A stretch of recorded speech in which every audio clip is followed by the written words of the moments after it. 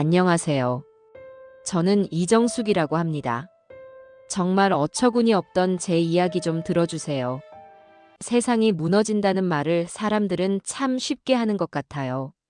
하지만 저는 정말로 제 세상이 무너지는 소리를 들었습니다.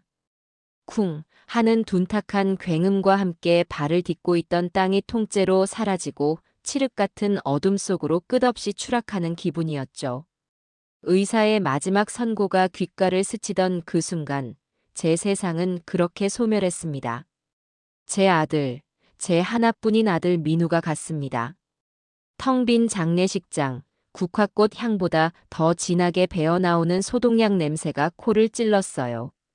저는 검은 상복을 입은 채로 차가운 바닥에 하염없이 앉아 있었습니다. 사람들 말로는 제가 사흘 밤낮을 꼬박 그렇게 앉아 있었다고 해요.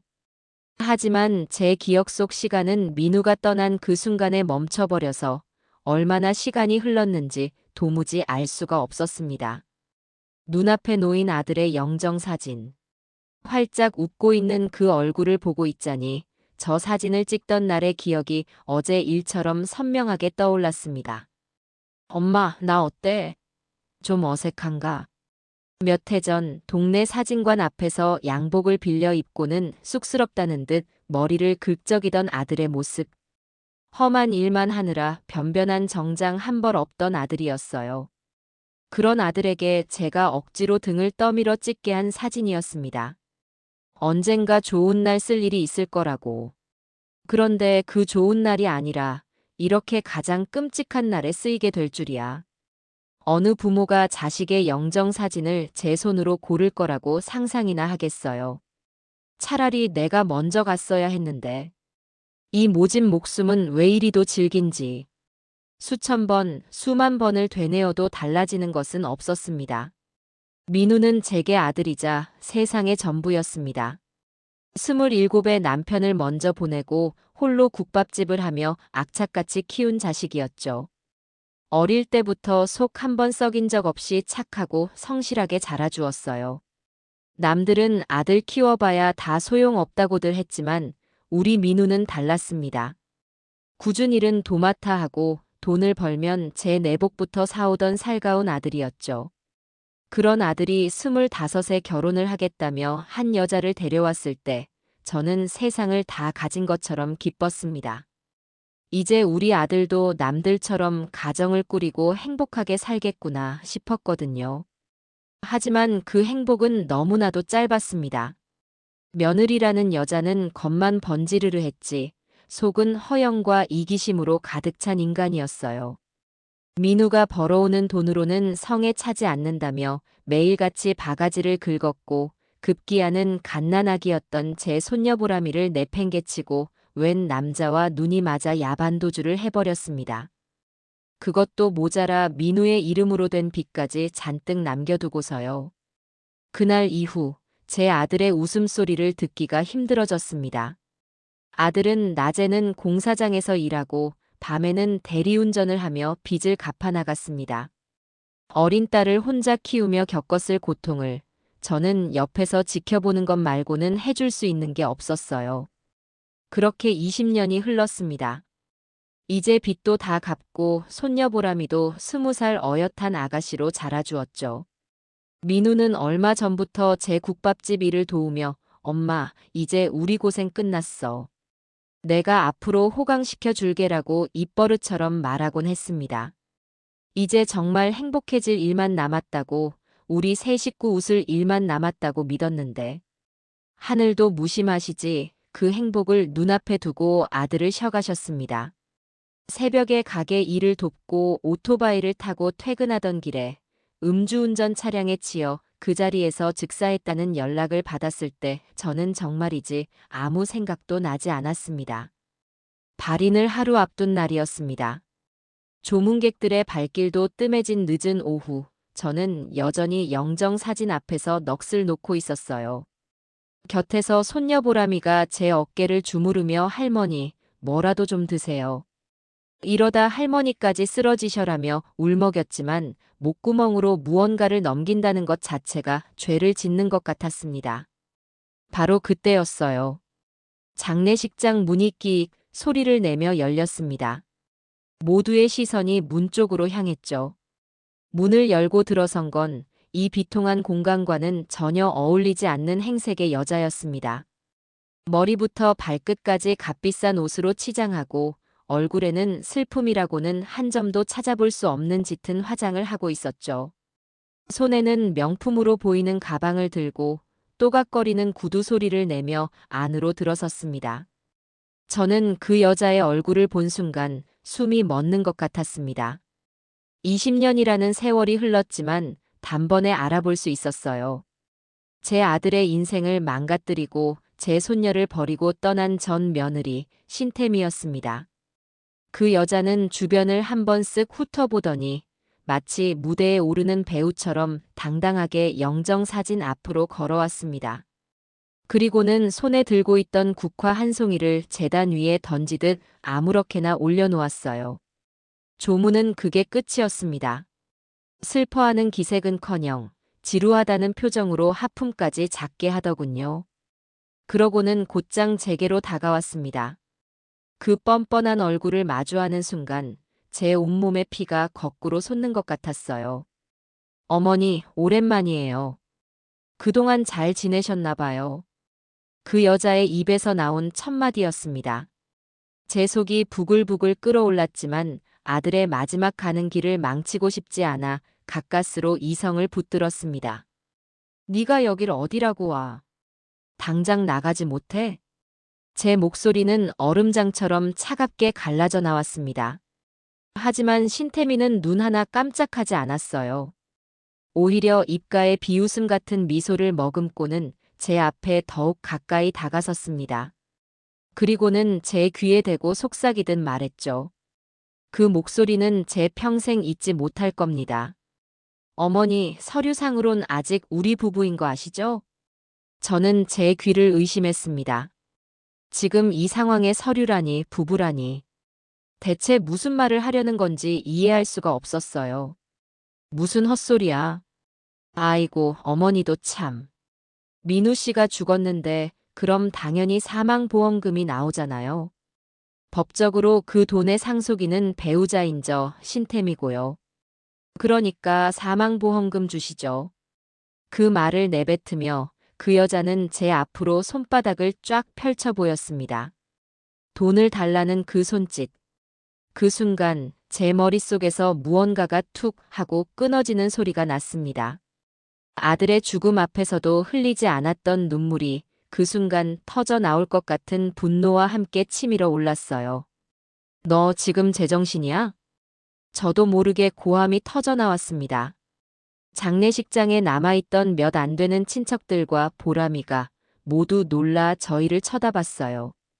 20년이었어. 네가 내 아들하고 갓난쟁이 손녀 버리고 도망간 지 20년이라고.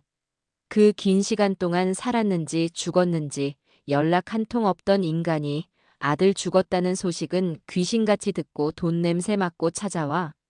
네가 인간이야? 제 울분 섞인 외침에도 신태미는 표정 하나 변하지 않았습니다. 오히려 팔짱을 끼고 저를 위아래로 훑어보며 혀를 차더군요.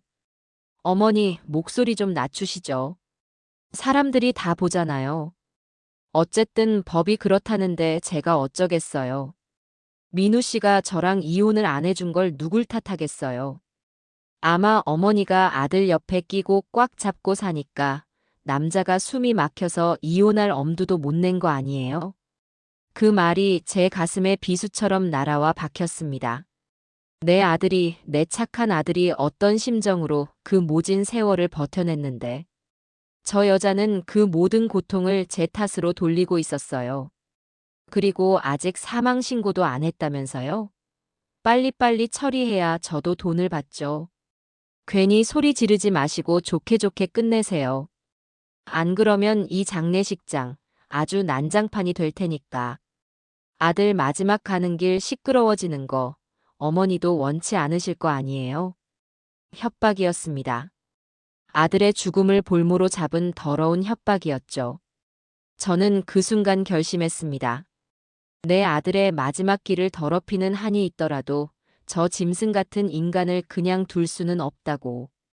제 눈에 조문객들을 위해 차려놓은 상이 들어왔습니다. 편육과 홍어 무침, 그리고 그 옆에 놓인 작은 종지의 새우젓.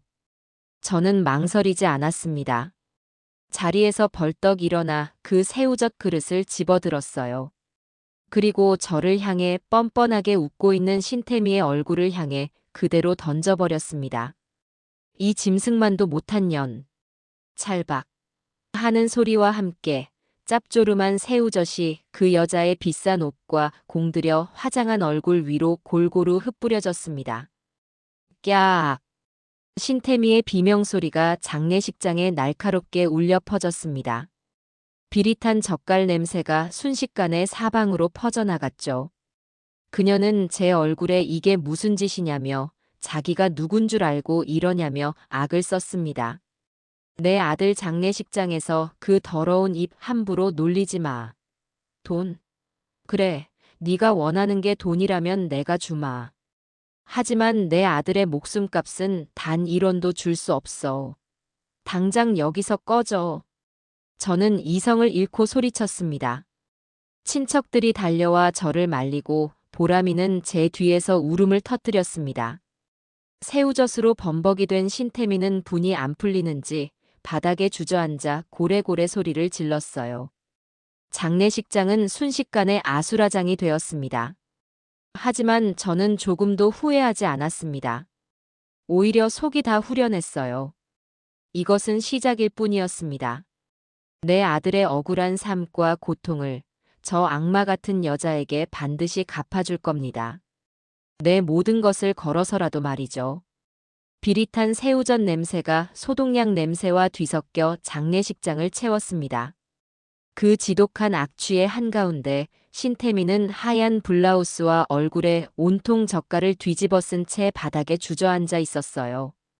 값비싸 보이는 옷은 얼룩덜룩 흉하게 물들었고 공들여 칠한 화장은 붉은 새우 살과 뒤엉켜 흘러내려 마치 피눈물을 흘리는 광대 같았습니다. 그 꼴이 어찌나 우스꽝스러우면서도 처참하던지 순간 장례식장의 모든 소음이 멎는 듯했죠. 정적을 깬 것은 신태미의 찢어지는 비명이었습니다. 이 노망난 할망구가 진짜. 너 지금 나한테 무슨 짓을 한 거야? 이게 얼마짜리 옷인 줄 알아? 바닥에 주저앉아 빽 소리를 지르는 모습은 20년 전 마음에 안 드는 일이 있으면 길바닥에 드러눕던 그 철없던 모습과 조금도 달라진 게 없었습니다. 세월은 그 여자의 얼굴에 주름을 새겼을지언정 그 천박한 근성까지는 어쩌지 못했나 봐요. 저는 차갑게 식은 눈으로 그 여자를 내려다보며 말했습니다. 뭐까? 내 아들 목숨값에 비하면 그깟 옷 나부랭이가 대수더냐. 정 원한다면 네가 뒤집어 쓴 그 새우젓 값은 쳐주마. 우리 가게에서 제일 비싼 거거든. 제 말에 신태미는 얼굴이 시뻘개져서 자리에서 벌떡 일어났습니다. 뭐? 야, 너 내가 누구라고 함부로 짓거려. 그래, 이렇게 나온다 이거지. 좋아. 너 고소할 거야. 합의금 한 푼도 없이 감옥에 쳐넣어 줄 테니까 어디 평생 국밥이나 말면서 살아보라고. 그 여자가 제 멱살이라도 잡을 듯이 달려들자 옆에 있던 제 동생과 조카들이 황급히 앞을 가로막았습니다. 제 손녀 보람이는 제 등 뒤에 서서 작은 어깨를 부들부들 떨고 있었어요. 저는 그런 보람이의 손을 꼭 잡아주었습니다. 괜찮다고 할미가 다 알아서 할 것이라고. 절대 저런 인간에게 우리 아빠의 마지막을 더럽히게 두지 않을 거라고 눈빛으로 말해주었죠. 고소. 어디 해봐. 나도 네가 저지른 짓을 세상에 다 까발릴 테니. 20년 전 갓난쟁이 딸자식 내팽개치고 빚만 남긴 채 남자랑 눈 맞아 도망간 년이 이제 와서 죽은 남편 보험금 타내려고 장례식장에서 행패 부린다고. 아주 동네방네 소문 다 내주마. 과연 어느 법이 너 같은 인간의 편을 들어줄지 우리 끝까지 한번 가보자고. 제 서슬 퍼런 기세에 신태미는 순간 말문이 막힌 듯 입만 뻐끔거렸습니다. 그 여자도 아는 거겠죠. 자신의 과거가 얼마나 더럽고 추악한지를. 아무리 법이 자기 편이라고 우겨본들 사람들의 손가락질과 비난까지 막을 수는 없다는 것을요. 장례식장에 있던 몇 안 되는 친척들도 이미 그 여자를 벌레 보듯 쳐다보고 있었습니다. 그 경멸의 시선들을 견딜 수 없었는지 신태미는 결국 한마디를 내뱉고는 몸을 돌렸습니다. 두고 봐. 이따위 방법으론 아무것도 해결 못해. 결국 넌 변호사한테 온 서류를 받게 될 거고 돈은 내가 다 가져갈 테니까. 그때 가서 후회해도 소용없어. 마치 주문처럼 똑같은 말을 반복하며 그 여자는 자신의 명품 가방을 챙겨 들고는 씩씩거리며 장례식장을 빠져나갔습니다. 또각거리는 구두 소리가 멀어지자 장례식장에는 다시 무거운 침묵과 비릿한 젓갈 냄새만이 남았습니다. 동생이 다가와 제 등을 쓸어주며 말했어요. 언니 괜찮아? 저런 거 상대하느라 고생했네. 그래도 속은 좀 후련하겠다. 동생의 말에 저는 대답 대신 쓴웃음을 지었습니다. 후련하냐고요? 아니요, 전혀요. 오히려 가슴에 커다란 돌덩이가 하나 더 얹힌 기분이었습니다. 저런 인간에게 제 아들이 평생을 발목 잡혀 고통받았다는 사실이 새삼분하고 억울해서 견딜 수가 없었어요. 진짜 싸움은 이제부터 시작이라는 예감이 들었습니다. 그렇게 한바탕 소란이 지나가고 저는 다시 민우의 영정 앞에 무릎을 꿇고 앉았습니다. 아들아, 미안하다. 엄마가 네 마지막 가는 길까지 시끄럽게 만들었구나. 부디 다 잊고 편히 가렴. 남은 일은 이 엄마가 다 알아서 할게. 네가 사랑하는 보람이 내가 목숨 걸고 지킬 것이다. 그리고 너를 평생 괴롭힌 저 악마 같은 인간 반드시 내 손으로 심판하고 말겠다. 그러니 너는 아무 걱정 말고 부디 좋은 곳으로 가거라. 아들의 웃는 얼굴을 보며 저는 눈물 대신 차가운 결심을 삼켰습니다. 다음 날 발인이었습니다. 아들을 실은 검은 차가 장례식장을 떠날 때 저는 끝내 참았던 눈물을 터뜨리고 말았습니다.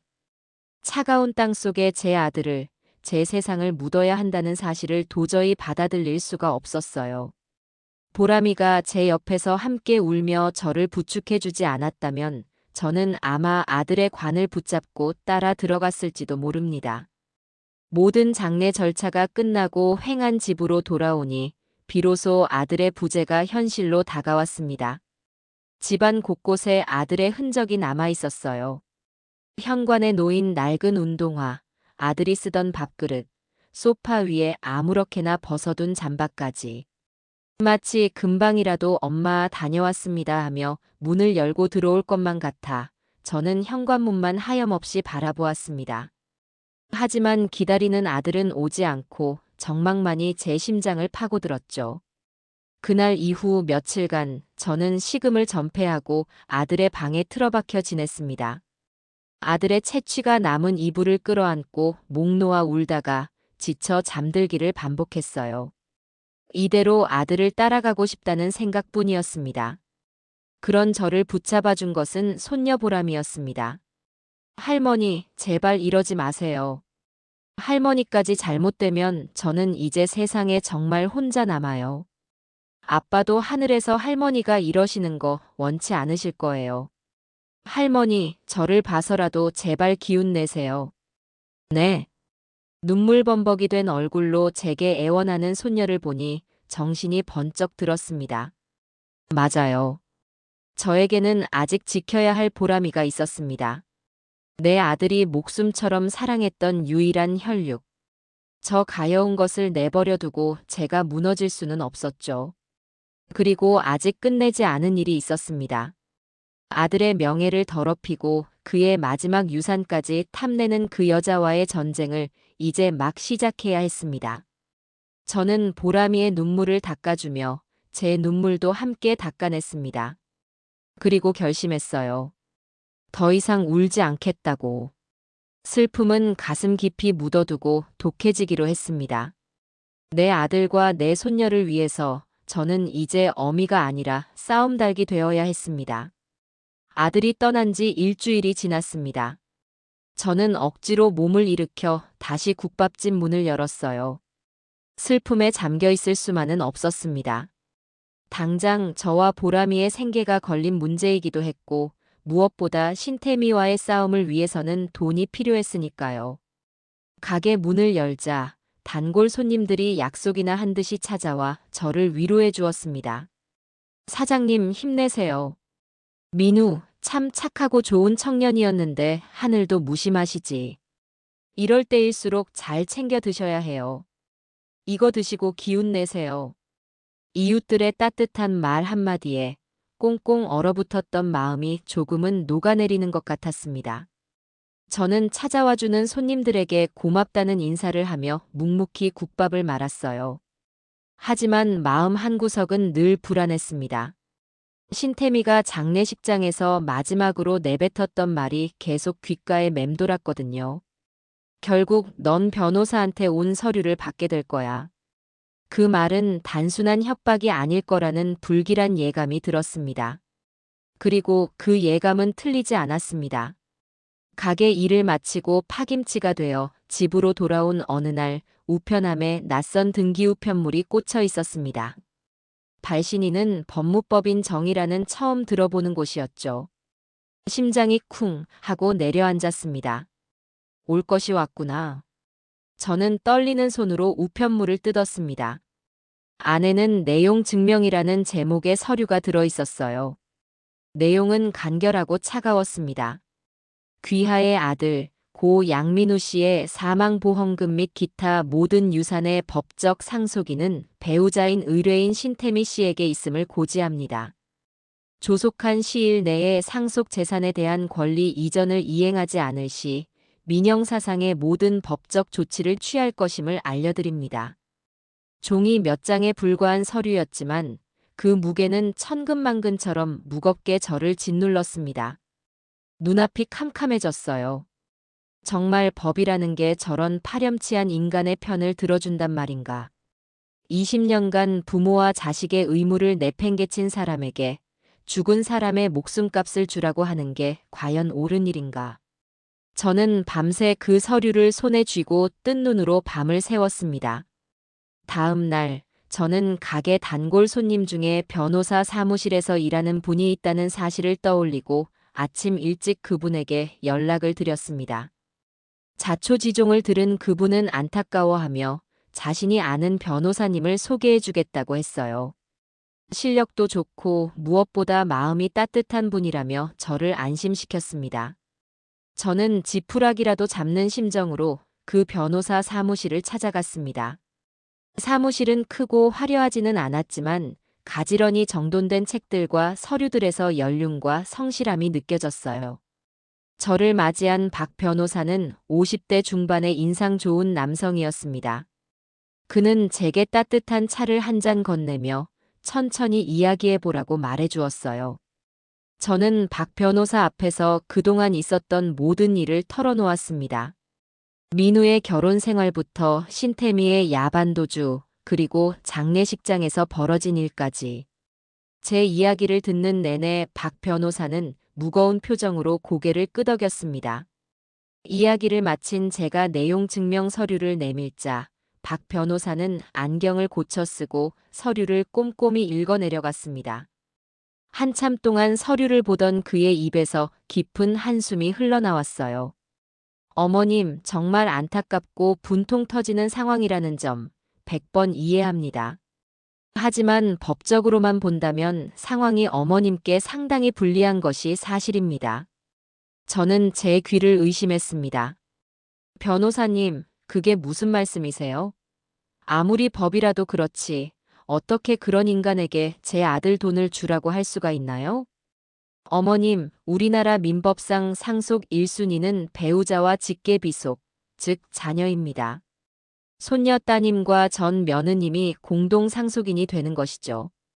그런데 문제는 아드님께서 남기신 사망보험금의 경우 수익자가 법정 상속인으로 지정되어 있을 가능성이 높습니다.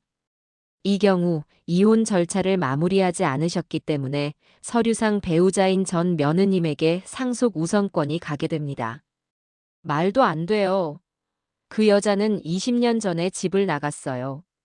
그동안 민우와 보람이를 위해 단돈 1원 한 장 보태준 적이 없다고요. 그건 명백한 유기 아닙니까?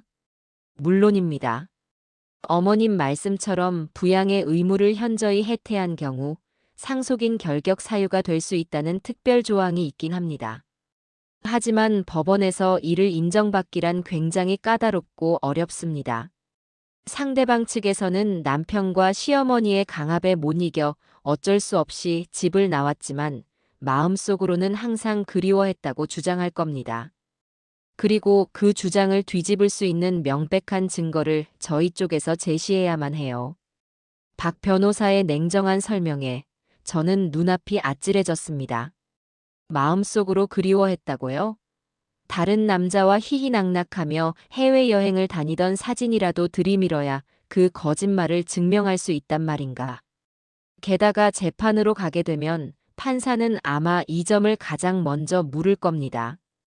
아드님은 왜 20년이라는 긴 시간 동안 이혼 소송을 진행하지 않으셨습니까? 라고요.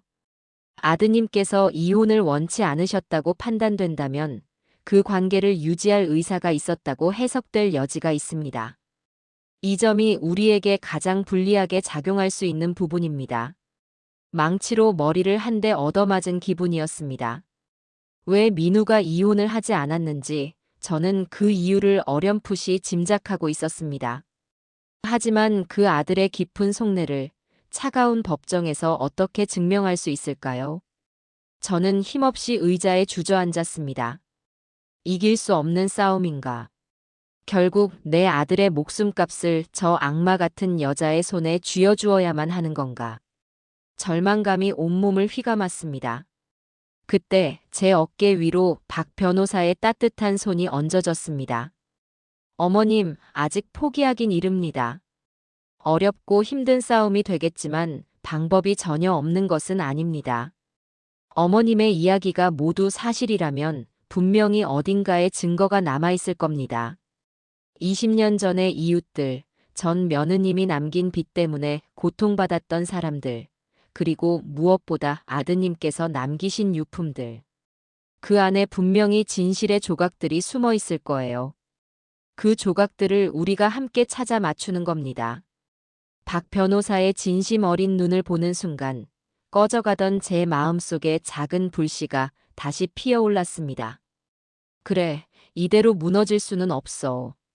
내 아들이 하늘에서 이 모습을 본다면 얼마나 원통해할까. 법이 그렇다고 해서 세상의 모든 정의까지 그런 것은 아닐 거야. 저는 자리에서 일어났습니다. 그리고 박 변호사의 손을 굳게 잡았어요. 변호사님, 저는 싸울 겁니다. 그 여자가 제 아들의 이름으로 받아갈 돈은 단 1원도 없습니다. 제 남은 인생을 다 바쳐서라도 진실을 밝히고 제 아들의 억울함을 풀어줄 겁니다. 그러니 부디 저를 좀 도와주세요. 제 단호한 결심에 박 변호사는 고개를 끄덕이며 제 손을 마주 잡아주었습니다. 알겠습니다, 어머님. 저도 변호사의 양심을 걸고 어머님과 함께 끝까지 싸워보겠습니다. 변호사 사무실을 나오는 길, 하늘은 여전히 잿빛이었지만 제 발걸음은 더 이상 무겁지 않았습니다. 저는 이제 혼자가 아니었어요. 그리고 무엇을 해야 할지도 명확해졌습니다. 전쟁은 시작되었고 저는 기꺼이 그 전쟁의 최전선에 설 준비가 되어 있었습니다. 집으로 돌아온 저는 가장 먼저 손녀 보람이를 불렀습니다. 보람이는 학교를 마치고 돌아와 제 눈치를 살피고 있었어요. 제가 변호사를 만나러 간다는 것을 알고 있었기에 불안한 마음으로 저를 기다리고 있었을 겁니다. 저는 보람이를 제 앞에 앉히고 오늘 변호사에게 들었던 모든 이야기를 차분하게 설명해 주었습니다. 우리가 얼마나 불리한 상황에 놓여 있는지, 그리고 앞으로 얼마나 힘든 싸움을 해야 하는지에 대해서요. 제 이야기를 듣는 내내 보람이는 입술을 굳게 깨물고 있었습니다. 그래서 아빠의 보험금을 그 아줌마가 다 가져가게 될 수도 있다는 말씀이세요? 보람이의 목소리가 가늘게 떨려왔습니다. 저는 그런 손녀의 손을 따뜻하게 잡아주며 말했어요. 아니, 절대 그렇게 되게 두지 않을 거야. 할미가 약속할게. 하지만 그러려면 우리 보람이의 도움이 필요하단다. 제 말에 보람이는 고개를 번쩍 들었습니다. 그 작은 눈동자에 저와 같은 분노와 결의가 이글거리고 있었어요. 할머니, 제가 뭘 하면 될까요? 뭐든지 다 할게요. 아빠가 평생 저 여자 때문에 얼마나 힘들어 하셨는지 제가 다 알아요. 아빠가 남기신 마지막까지 그 여자 손에 더럽혀지게 둘 수는 없어요. 절대로요. 어느새 이렇게 컸을까? 제 눈에는 아직도 어린아이 같은 손녀가 이제는 저와 함께 싸울 든든한 동지가 되어 주었습니다. 저는 보람이를 꼭 끌어안았습니다. 우리 둘이라면 분명히 해낼 수 있을 겁니다. 그날 밤부터 저와 보람이는 아들의 유품을 정리하기 시작했습니다. 슬픔을 마주할 용기가 없어 차일피일 미뤄두었던 일이었죠. 아들의 방 문을 여는 것은 여전히 힘든 일이었습니다. 문을 열면 금방이라도 아들이 침대에 누워 잠들어 있을 것만 같았거든요. 방 안에는 아들의 채취가 고스란히 남아 있었습니다. 저와 보람이는 한참 동안 말없이 방 안에 서서 아들의 흔적들을 눈에 담았습니다. 가장 먼저 옷장 문을 열었습니다. 닳고 다른 작업복 몇 벌과 유일하게 가지고 있던 낡은 양복 한 벌, 그리고 보람이가 아르바이트에서 처음으로 사준 티셔츠가 가지런히 걸려 있었어요. 그 티셔츠를 받아들고 아이처럼 기뻐하던 아들의 모습이 떠올라 또다시 눈시울이 뜨거워졌습니다. 서랍장 안에는 낡은 속옷과 양말들이 곱게 개어져 있었습니다. 평생을 검소하게 살아온 아들의 삶이 그 서랍장 안에 고스란히 담겨 있는 것 같았죠. 책상 위에는 보람이의 어릴 적 사진들이 담긴 액자가 놓여 있었습니다. 유치원 재롱잔치 때 찍은 사진, 초등학교 입학식 때 찍은 사진, 중학교 졸업식 때 찍은 사진까지. 아들에게는 보람이가 세상의 전부였구나. 새삼 아들의 깊은 사랑이 느껴져 가슴이 먹먹해졌습니다. 할머니, 이건. 그때 옷장 깊숙한 곳을 정리하던 보람이가 먼지가 뽀얗게 쌓인 낡은 나무 상자 하나를 꺼내왔습니다. 자물쇠로 잠겨 있지는 않았지만 꽤 오랫동안 열어보지 않은 듯 보였어요. 저도 처음 보는 상자였습니다. 저와 보람이는 마주 앉아 조심스럽게 상자의 뚜껑을 열었습니다. 상자 안에는 낡은 노트 여러 권이 차곡차곡 쌓여 있었습니다. 표지는 빛이 바래고 종이는 누렇게 변색되어 있었지만 틀림없는 아들의 글씨체였습니다. 아들의 일기장이었어요. 십수년간 써온 것으로 보이는 수십 권의 일기장. 저는 떨리는 손으로 가장 위에 있는 일기장 한 권을 집어들었습니다. 첫 장을 넘기는 순간 저와 보람이는 숨을 죽였습니다. 그곳에는 신태미가 떠난 직후부터 시작된 아들의 고통스러운 시간들이 하루하루 빼곡하게 기록되어 있었습니다. 그 여자가 떠났다. 보람이의 돌반지와 내 통장에 있던 전세금까지 모두 가지고 사라졌다. 남은 것은 갓난쟁이 딸과 내 이름으로 된 빚뿐이다. 하늘이 무너지는 것 같다. 내가 과연 이 아이를 혼자 키울 수 있을까? 막막하고 두렵다. 오늘 보람이가 처음으로 엄마를 찾았다. 칭얼대는 아이를 안고 동네를 몇 바퀴나 돌았는지 모르겠다. 지나가는 젊은 엄마와 아이를 보며 나도 모르게 눈물이 흘렀다. 보람아, 아빠가 미안하다. 빚쟁이들이 가게로 찾아와 깽판을 쳤다. 엄마에게 너무 죄송해서 얼굴을 들 수가 없다. 내가 왜 그런 여자를 만나서 우리 가족 모두를 고통스럽게 하는 걸까? 죽고 싶다는 생각이 들었지만 곤히 잠든 보람이의 얼굴을 보니 그럴 수가 없다. 저 아이를 위해서라도 나는 살아야 한다. 일기장을 한 장 한 장 넘길 때마다 저와 보람이는 소리내어 울 수밖에 없었습니다. 아들이 겉으로는 아무렇지 않은 척, 씩씩한 척했지만 속으로는 이렇게 매일 밤 눈물로 지새우고 있었다는 사실을 저는 까맣게 모르고 있었어요. 미안함과 죄책감에 심장이 갈갈이 찢어지는 것 같았습니다. 일기장 뒷부분에는 박 변호사가 물었던 질문에 대한 답도 적혀 있었습니다. 몇 년 전 이혼을 결심하고 그 여자의 행방을 수소문해 보았다. 하지만 찾을 수가 없었다. 주민등록은 말소된 지 오래고 친정 식구들조차 연락이 끊겼다고 했다. 당시에는 지금처럼 개인정보를 쉽게 찾을 수도 없었고 흥신소에 의뢰할 돈도 복잡한 소송을 진행할 시간도 어린 딸을 키우는 나에게는 사치였다.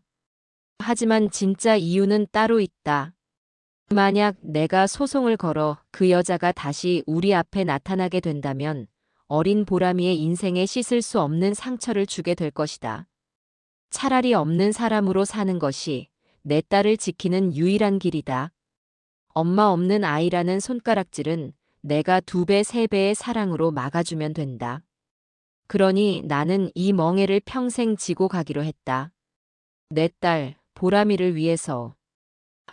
제 아들은 딸을 지키기 위해 법적인 고통과 사람들의 오해를 기꺼이 감수한 것이었습니다. 저는 아들의 일기장을 가슴에 품고 오열했습니다. 이 바보 같은 아들아, 어리석은 아들아.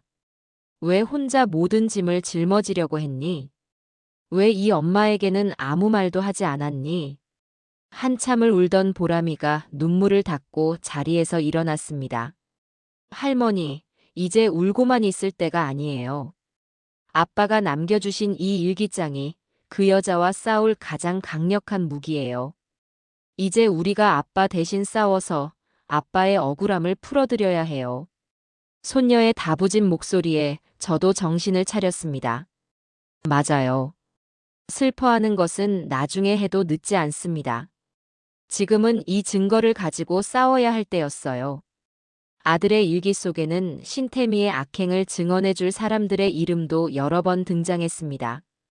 옆집 순이 엄마, 동네 슈퍼 아저씨 등. 20년 전 우리가 살던 동네의 이웃들이었죠. 저는 다음 날 아침 일찍 아들의 일기장을 들고 박 변호사를 다시 찾아갔습니다.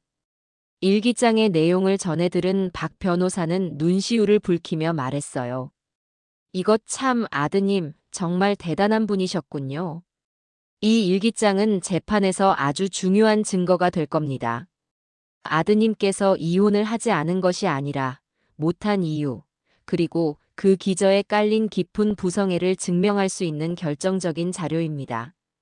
박 변호사의 말에 저는 희망을 보았습니다. 이제 뭘 하면 될까요, 변호사님? 일기장에 언급된 20년 전 이웃들을 찾아가서 증언을 확보해야 합니다. 신태미 씨가 아이를 방치하고 외도를 했다는 사실, 그리고 다른 남자와 함께 떠나는 것을 목격했다는 증언을 최대한 많이 모아야 해요. 시간이 오래 흘러 쉽지는 않겠지만 우리가 반드시 해야 할 일입니다. 변호사 사무실을 나온 저는 보람이와 함께 20년 전 살던 동네로 향했습니다. 모든 것이 변해버린 낯선 동네. 과연 이곳에서 아들의 억울함을 풀어줄 진실의 조각들을 찾을 수 있을까? 막막했지만 저는 포기할 수 없었습니다. 아들이 남긴 마지막 흔적을 따라서 저는 진실을 향한 첫걸음을 내디뎠습니다. 20년이라는 세월은 강산만 바꾸는 게 아니더군요. 아들의 낡은 일기장을 나침반 삼아 보람이와 함께 찾아간 옛 동네는 제 기억 속의 모습은 온데간데 없이 사라지고 낯선 아파트 숲이 되어 있었습니다. 저희가 살던 낡은 연립주택은 흔적도 없이 사라졌고 그 자리에는 번쩍이는 상가 건물이 들어서 있었어요. 어디서부터 시작해야 할지 막막했지만 여기서 포기할 수는 없었습니다. 저와 보람이는 마치 탐정이라도 된 것처럼 동네를 몇 바퀴나 돌며 기억의 조각을 맞추기 시작했습니다. 할머니, 저 슈퍼는 그대로 있는 것 같아요. 보람이가 손가락으로 가리킨 곳에 아파트 단지 상가 구석에 자리 잡은 작은 슈퍼마켓이 보였습니다. 대박 슈퍼라는 촌스러운 간판은 빛이 바래고 칠이 벗겨져 있었지만 제 기억 속에 그 자리를 꿋꿋이 지키고 있었죠. 심장이 다시 뛰기 시작했습니다. 저와 보람이는 홀린 듯 슈퍼 안으로 들어섰습니다. 가게 안은 예전보다 훨씬 비좁아 보였지만 카운터에 앉아 돋보기를 쓴 채 신문을 보고 계신 할아버지의 모습은 20년 전 그대로였습니다. 저 어르신, 혹시 저 기억하시겠어요? 예전에 이 앞 연립주택 살던 민우 엄마예요. 제 목소리에 할아버지는 신문 너머로 눈을 가늘게 뜨고 한참 동안 제 얼굴을 쳐다보셨습니다. 민우 엄마, 가만히 있자. 국밥집 하던 그 댁 맞구먼. 아이고, 이게 얼마만이야. 그동안 어디 가서 살았슈? 얼굴은 하나도 안 변했네. 저를 알아봐 주시는 것만으로도 눈물이 핑 돌 것 같았어요. 저는 반가운 마음에 할아버지의 손을 덥석 잡았습니다. 할아버지는 제 옆에 훌쩍 커버린 보람이를 보시고는 더욱 놀라셨죠. 허허, 이 아가씨가 그럼 그때 그 갓난쟁이 보람이요? 세상에, 이렇게나 컸어? 민우 그놈이 있었다면 얼마나 좋아할꼬. 민우라는 이름이 나오자 할아버지의 얼굴에 그늘이 졌습니다. 이미 동네 사람들을 통해 아들의 비보를 전해 들으신 모양이었어요. 저는 차마 입이 떨어지지 않았지만 이곳에 온 목적을 잊어서는 안 됐습니다. 저는 어렵게 입을 열어 신태미에 대해 물었습니다. 그 이름을 듣자마자 할아버지의 인상이 와락 찌푸려졌습니다. 그 요물 말하는구먼. 내가 장사 수십 년 하면서 그렇게 속이 시커먼 여자는 처음 봤어. 글쎄, 매일같이 찾아와서는 외상으로 제일 비싼 화장품이랑 과자 같은 것만 골라 담아가는 거야. 민우가 뼈 빠지게 벌어온 돈으로 말이지. 그러면 민우는 또 저녁마다 와서 죄송하다고 머리를 몇 번이나 조아리면서 그 외상값을 다 갚고 갔어.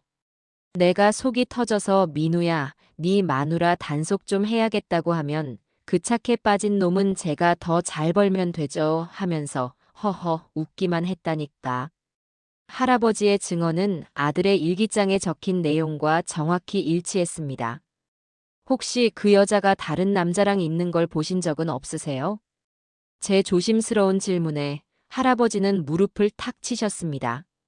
봤지. 보고 말고. 그것도 한두 번이 아니었어.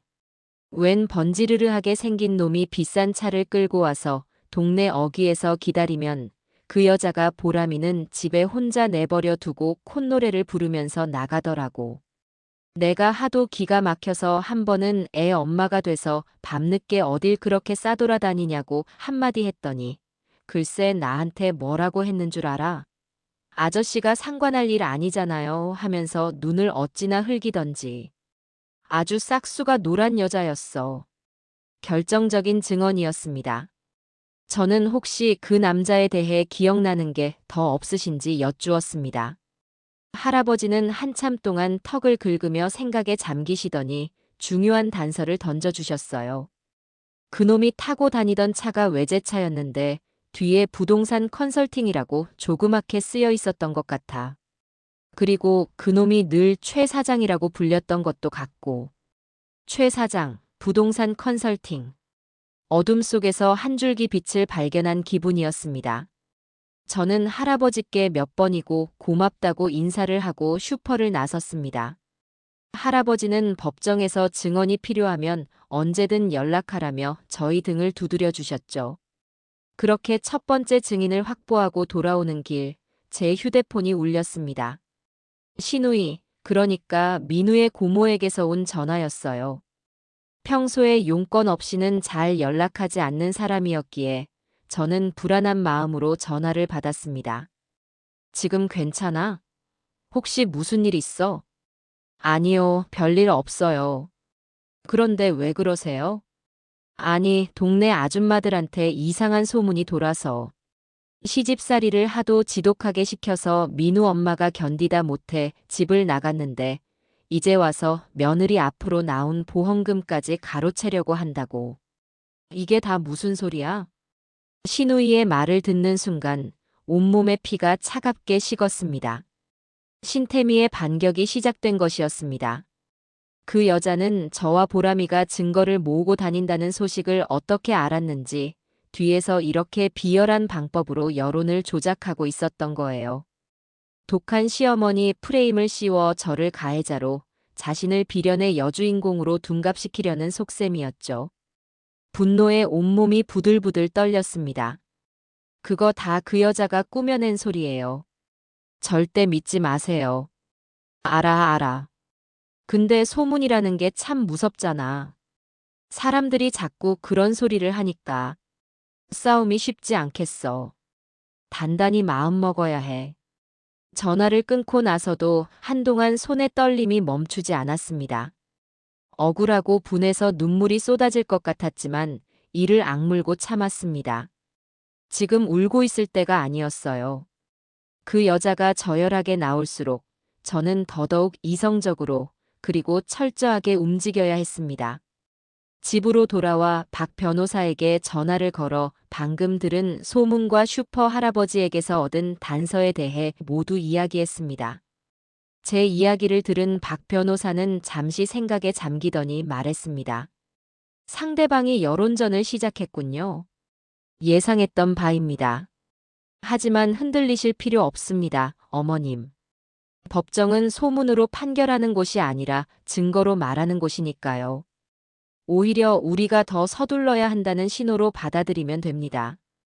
최 사장과 부동산 컨설팅이라 중요한 단서를 얻으셨군요. 제가 아는 사람을 통해 한번 알아보겠습니다.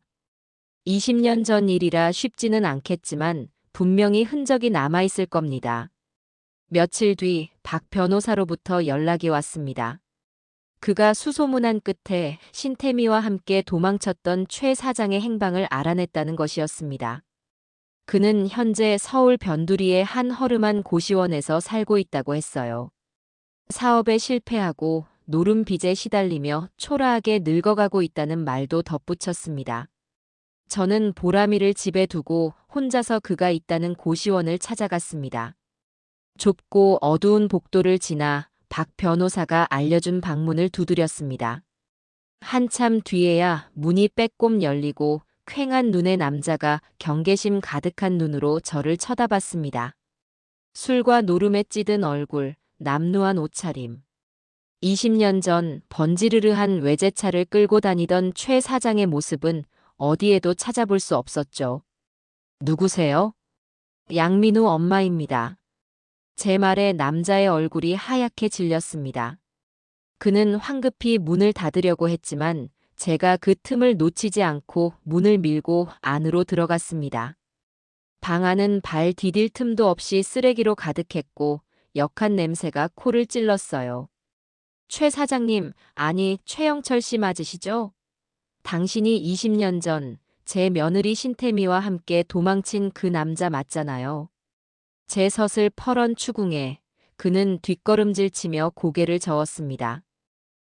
나는 아무것도 몰라요.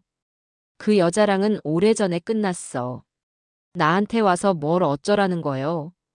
모르긴 뭘 몰라요. 당신 때문에 내 아들이, 내 손녀가 어떤 고통 속에서 살았는지 알기나 해요?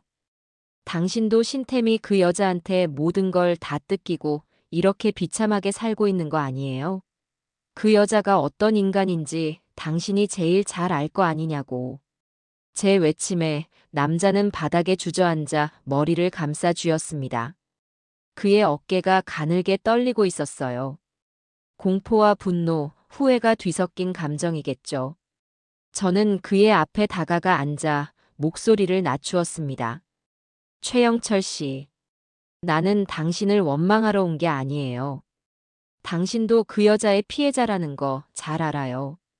지금 신태미가 내 아들 사망보험금을 전부 가로채려고 소송을 걸었어요. 이대로 두면 그 돈은 고스란히 그 여자의 손에 들어가서 또 다른 남자를 유혹하는 데 쓰이겠죠. 당신처럼 또 다른 피해자가 생길 거라고요. 그걸 그냥 보고만 계실 건가요? 제 설득에 남자는 고개를 들었습니다. 그의 눈에 눈물이 그렁그렁 맺혀 있었어요. 그 여자는 사람이 아니에요. 악마야, 악마라고. 내가 평생 모은 재산, 내 집, 내 차, 전부 다 그 여자한테 빨리고 길바닥에 나앉았어. 나중에는 내 이름으로 사채까지 끌어다 쓰고는 더 능력 있는 남자가 나타나니까 나를 헌신짝처럼 버리더군. 그 여자한테는 절대 돈 주면 안 됩니다. 절대로요. 남자는 지난 20년간 쌓인 울분을 토해내듯 신태미의 만행을 하나하나 털어놓기 시작했습니다.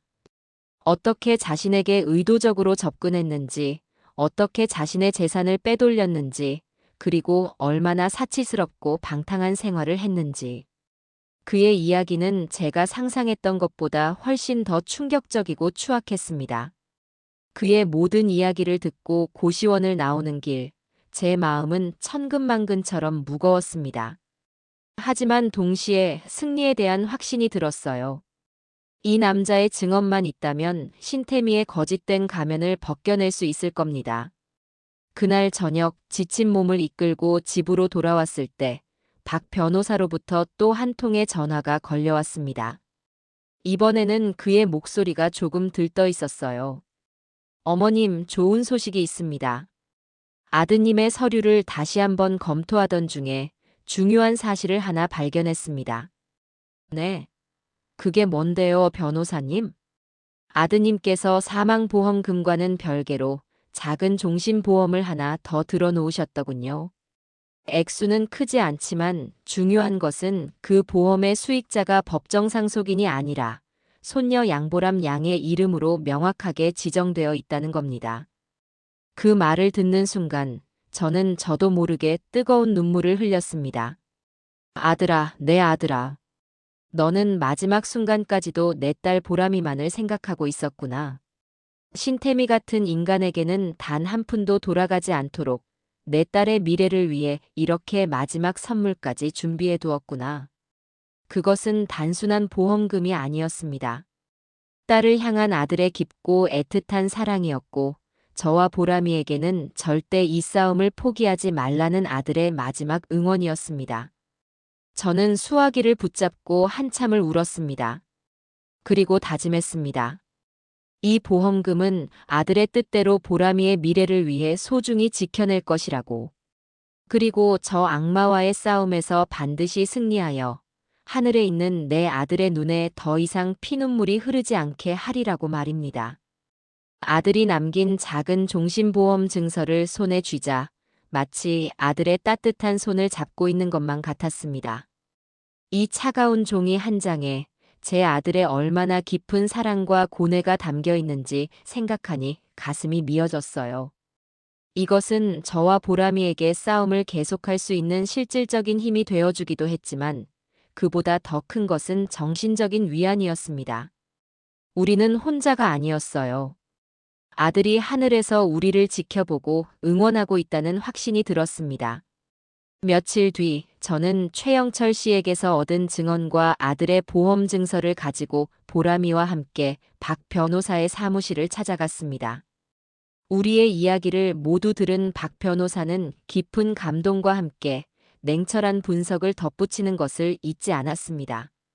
어머님, 정말 큰 수확을 하셨습니다. 최영철 씨의 증언은 신태미 씨의 유책 사유를 입증하는 데 결정적인 역할을 할 겁니다. 아드님께서 남기신 보험금 역시 아드님의 평소 의지가 어디에 있었는지를 보여주는 강력한 정황 증거가 될 수 있고요. 하지만 어머님, 그럼에도 불구하고 상대 측 변호사는 분명히 이 한 가지를 집요하게 파고들 겁니다. 박 변호사는 안경을 고쳤으며 제가 가장 두려워했던 질문을 다시 한번 꺼냈습니다. 그렇게 고통받았다면서 아드님은 왜 20년이라는 긴 시간 동안 이혼 소송을 진행하지 않았습니까? 이 질문에 대한 명확하고 설득력 있는 답변을 준비하지 못하면 우리가 쌓아올린 모든 증거가 한순간에 모래성처럼 무너질 수도 있습니다. 판사는 최영철 씨의 증언을 그저 버림받은 남자의 원한 섞인 진술 정도로 치부해버릴 수도 있고 아들의 일기를 아내를 그리워하는 남편의 애증으로 왜곡해서 해석할 수도 있어요. 법정은 그렇게 냉혹한 곳입니다. 변호사님의 말에 애써 단단히 먹었던 마음이 다시 흔들렸습니다. 저는 아들의 마음을 압니다. 하지만 그 눈에 보이지 않는 사랑을 어떻게 법이라는 차가운 저울 위에 올려 증명할 수 있을까요? 그날 밤 저는 보람이와 함께 다시 아들의 낡은 일기장들을 펼쳤습니다. 그저 증거를 찾기 위해서가 아니라 아들의 마음속으로 더 깊이 들어가 보기 위해서였어요. 우리는 밤을 새워가며 수십 권의 일기장을 처음부터 끝까지 다시 읽어 내려갔습니다. 한자 한자 아들의 눈물과 한숨이 배어 있는 글씨들을 따라가다 보니 이전에는 미처 보지 못했던 아들의 깊은 속내가 보이기 시작했습니다. 아들은 처음 몇 년간 정말로 신태미를 찾아 이혼을 하려고 부단히 애를 썼습니다. 일기장에는 그 과정이 상세히 기록되어 있었죠. 오늘도 처가에 다녀왔다. 장모는 나를 보자마자 소금을 뿌리며 걔는 우리 딸도 아니니 죽었는지 살았는지 우리한테 묻지 말고 당장 꺼지라고 소리쳤다. 그들도 그 여자에게 단단히 지친 모양이다. 그 여자가 마지막으로 살던 주소지를 찾아가 봤지만 이미 월세가 밀려 쫓겨난 지 오래라고 했다. 빚쟁이들을 피해 야반도주라도 한 것일까? 대체 어디서 뭘 하고 사는 걸까? 이혼 서류에 도장 하나 받는 것이 이렇게나 어려울 줄이야. 아들은 법률구조공단에도 여러 번 찾아갔습니다. 하지만 당시에는 지금처럼 절차가 간단하지 않았어요. 상대방의 주소지를 모르면 소송 자체가 불가능하다는 답변만 되풀이해서 들어야 했습니다. 공시송달이라는 제도가 있다는 것을 알게 되었지만 그러기 위해서는 그 여자가 행방불명이라는 사실을 입증할 수많은 서류와 절차가 필요했습니다. 낮에는 일하고 밤에는 아이를 돌봐야 했던 아들에게 그것은 현실적으로 불가능한 일이었습니다. 그리고 결정적으로 아들이 이혼을 포기하게 된 계기가 된 사건이 있었습니다. 보람이가 초등학교에 입학하고 얼마 지나지 않았을 때의 일이었죠. 오늘 보람이가 울면서 집에 돌아왔다. 학교에서 친구들이 양보람은 엄마 없대요라고 놀렸다고 한다. 나는 아무 말도 할 수 없었다. 그저 아니야. 보람이 엄마는 아주 먼 곳에 일하러 갔어. 언젠가 돌아오실 거야라는 바보 같은 거짓말을 되풀이할 뿐이었다. 아이를 끌어안고 한참을 울었다. 만약 내가 이혼 소송을 진행해서 신문이나 관보에 그 여자를 찾는 공고라도 나게 된다면 만약 그 여자가 돈 냄새를 맡고 우리 앞에 다시 나타나게 된다면 보람이가 받게 될 상처는 지금과는 비교도 할 수 없을 것이다. 아이는 나를 버리고 도망간 엄마의 존재를 평생 멍해처럼 짊어지고 살아가야 할지도 모른다. 안 된다. 절대로 그렇게 둘 수는 없다. 차라리 내가 법적인 남편이라는 굴레를 쓰고 사는 편이 낫다. 내 고통은 잠깐이지만 아이의 상처는 평생 갈 테니까. 바로 이것이었습니다. 아들은 딸을 지키기 위해 이혼이라는 권리를 스스로 포기한 것이었습니다. 세상의 손가락질과 법적인 불이익을 감수하면서까지 딸의 마음에 생길 상처를 막아주고 싶었던 아비의 처절한 사랑. 저는 그제야 아들의 깊은 뜻을 온전히 이해할 수 있었습니다. 다음 날 저는 아들의 일기장 속 이 부분들을 따로 정리해서 박 변호사에게 가져갔습니다. 제 설명을 듣고 일기장의 내용을 꼼꼼히 읽어본 박 변호사는 한동안 말을 잇지 못했습니다. 그의 눈시울이 붉어져 있었어요.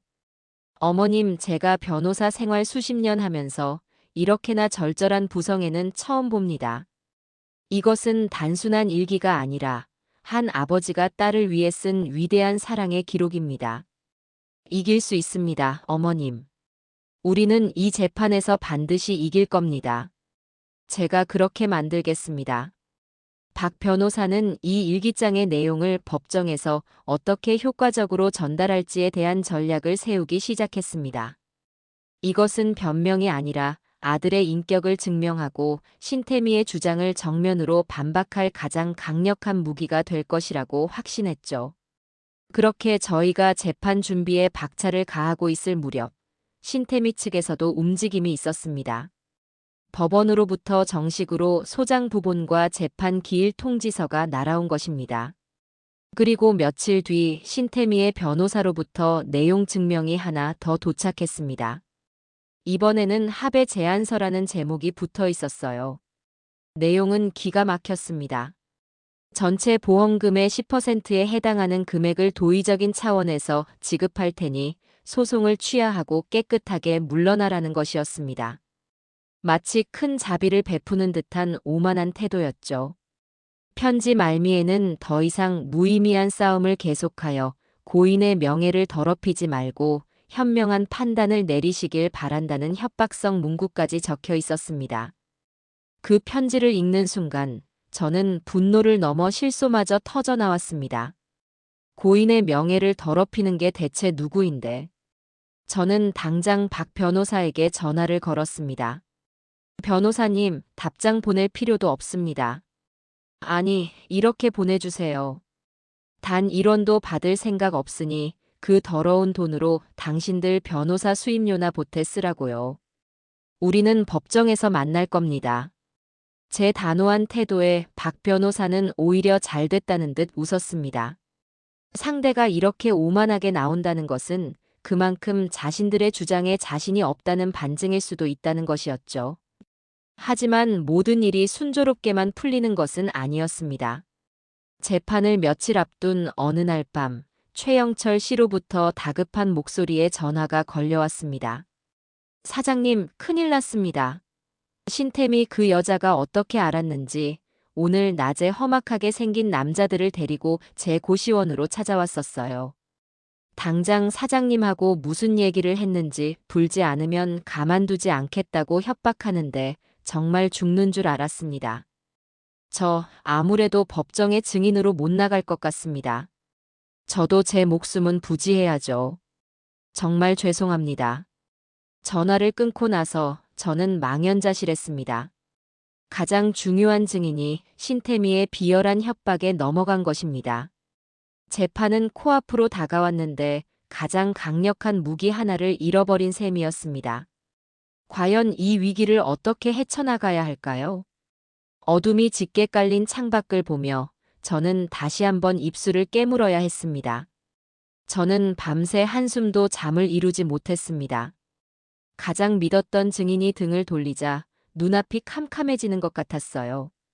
신템이라는 여자는 제가 생각했던 것보다 훨씬 더 악랄하고 교활했습니다. 법의 테두리 안에서만 싸우려 했던 제가 순진했던 걸까요? 하지만 이대로 주저앉을 수는 없었습니다. 다음 날 아침, 저는 날이 밝자마자 무작정 최영철 씨가 있는 고시원으로 다시 찾아갔습니다.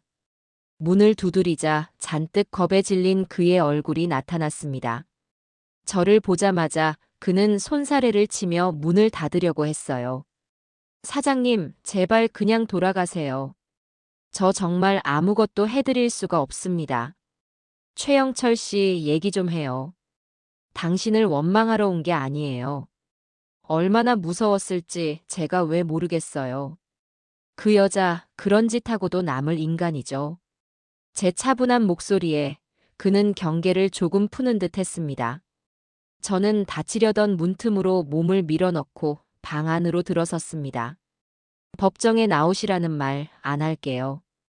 당신 목숨까지 걸라고 강요할 수는 없죠. 대신 부탁이 하나 있어요. 저한테 했던 그 이야기 딱 한 번만 더 해줄 수 있겠어요? 녹음이라도 해서 증거로 남길 수 있게요.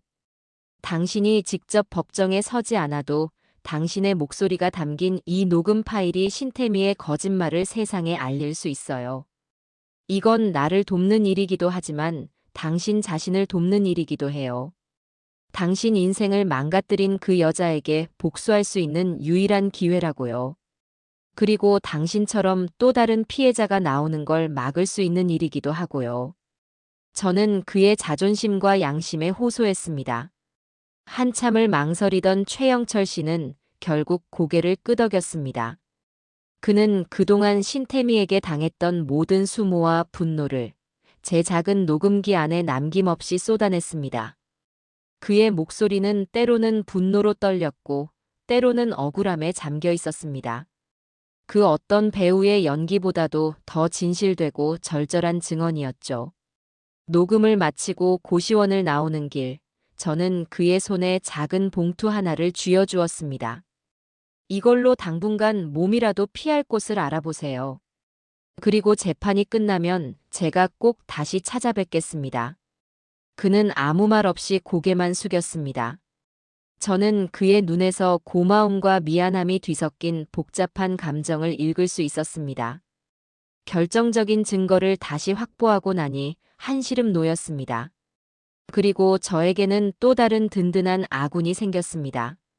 바로 제 손녀 보람이었죠.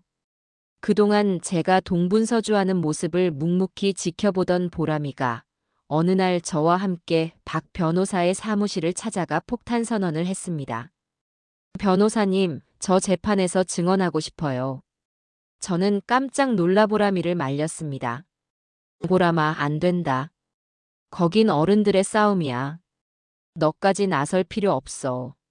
아니요, 할머니. 이건 더 이상 어른들만의 싸움이 아니에요. 제 아빠의 명예가 걸린 싸움이고 제 인생이 걸린 싸움이기도 해요. 아빠는 평생 저를 지키기 위해 모든 걸 희생하셨어요. 이제는 제가 아빠를 지켜드릴 차례예요. 저는 법정에 서서 제 기억 속에 엄마라는 단어가 왜 없는지, 대신 그 자리를 아빠가 얼마나 위대한 사랑으로 채워주셨는지 세상 사람들 앞에서 똑똑히 증언할 거예요. 20살 손녀의 당찬 모습에 저는 더 이상 아무 말도 할 수가 없었습니다. 눈물이 핑 돌았지만 자랑스럽고 대견한 마음이 더 컸어요.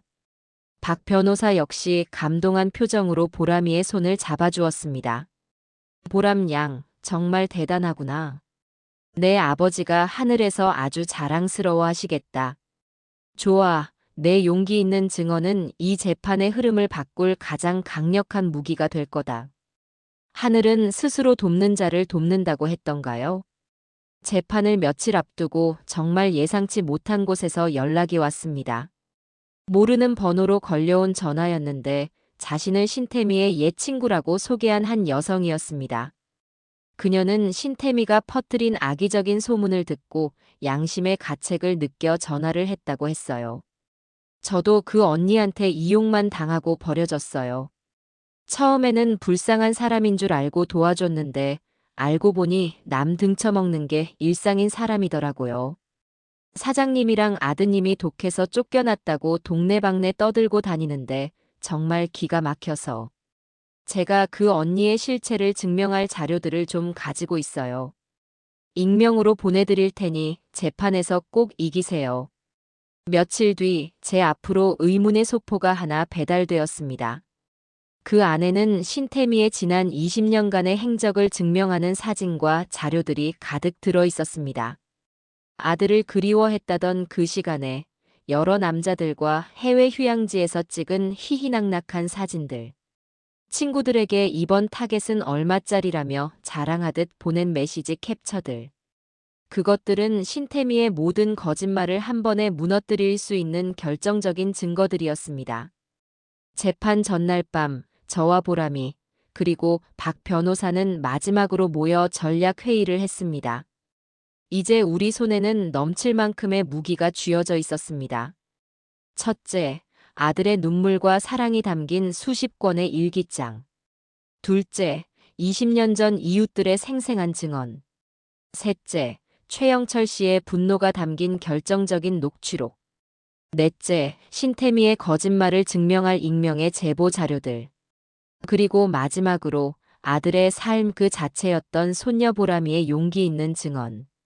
더 이상 우리는 방어하는 입장이 아니었습니다. 우리는 진실이라는 가장 날카로운 창을 들고 거짓이라는 방패를 든 적을 향해 공격할 준비를 마쳤습니다. 그날 밤 저는 보람이와 함께 아들의 사진 앞에 조용히 앉았습니다. 재판에 대한 이야기는 하지 않았어요. 대신 아들과 함께했던 즐거웠던 시간들을 추억했습니다. 처음으로 세 식구가 함께 갔던 바다 여행 이야기, 보람이가 아빠 목에 매달려 깔깔대던 이야기, 아들이 끓여주던 김치찌개가 세상에서 제일 맛있었다는 이야기. 그렇게 한참을 웃고 떠들다 보니 어느새 불안했던 마음이 눈 녹듯 사라지고 평온이 찾아왔습니다. 아들이 곁에서 엄마, 우리 딸 잘하고 있어. 걱정하지 마 하고 속삭여주는 것만 같았어요. 다음 날 아침 재판이 열리는 날이었습니다. 저와 보람이는 화려하지는 않지만 가장 깨끗하고 단정한 옷을 꺼내 입었습니다. 법원으로 향하는 발걸음은 조금도 무겁지 않았어요. 우리는 더 이상 슬픔에 잠긴 유가족이 아니었습니다. 사랑하는 사람의 명예를 지키기 위해 싸우러 가는 세상에서 가장 강한 전사였습니다. 법원 건물 앞에 서서 저는 크게 심호흡을 한번 했습니다. 그리고 제 손을 꼭 잡고 있는 보람이를 보며 미소 지었죠. 이제 저 거대한 문을 열고 들어가 심판을 시작할 시간이었습니다. 재판정의 문은 생각했던 것보다 훨씬 더 무겁고 차가웠습니다.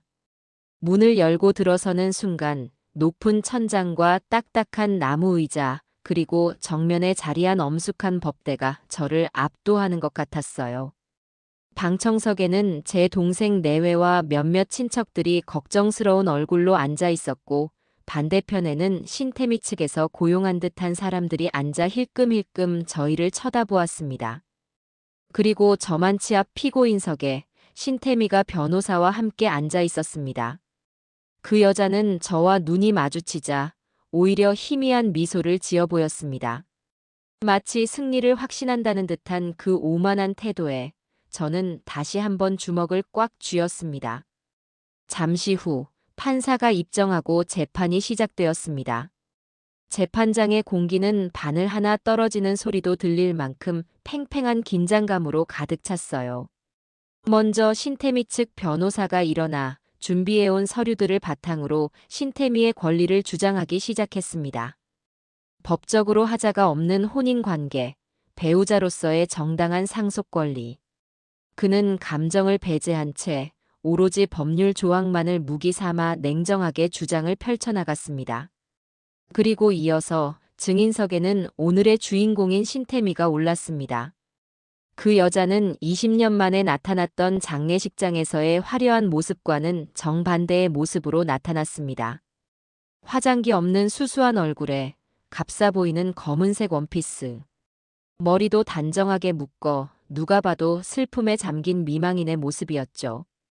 그 가증스러운 연기에 저는 헛웃음이 나올 뻔했지만 가까스로 표정을 관리했습니다. 증인 고 양민우 씨와는 어떤 관계였습니까? 신태미 측 변호사의 질문에 그녀는 금방이라도 울음을 터뜨릴 것 같은 애처로운 목소리로 입을 열었습니다. 세상에서 가장 사랑했던 제 남편이었습니다. 그 첫마디에 방청석에서 작은 실소가 터져나왔지만 판사가 엄하게 제지했습니다. 증인은 어째서 20년이라는 긴 시간 동안 남편과 자녀의 곁을 떠나 있어야만 했습니까? 변호사의 다음 질문에 신태미는 기다렸다는 듯 손수건을 꺼내 눈가를 찍어내기 시작했습니다. 악어의 눈물이었습니다. 저는 쫓겨난 겁니다. 지독한 시어머니의 구박과 남편의 무관심 속에서 하루하루를 버티는 것이 너무나도 힘들었습니다.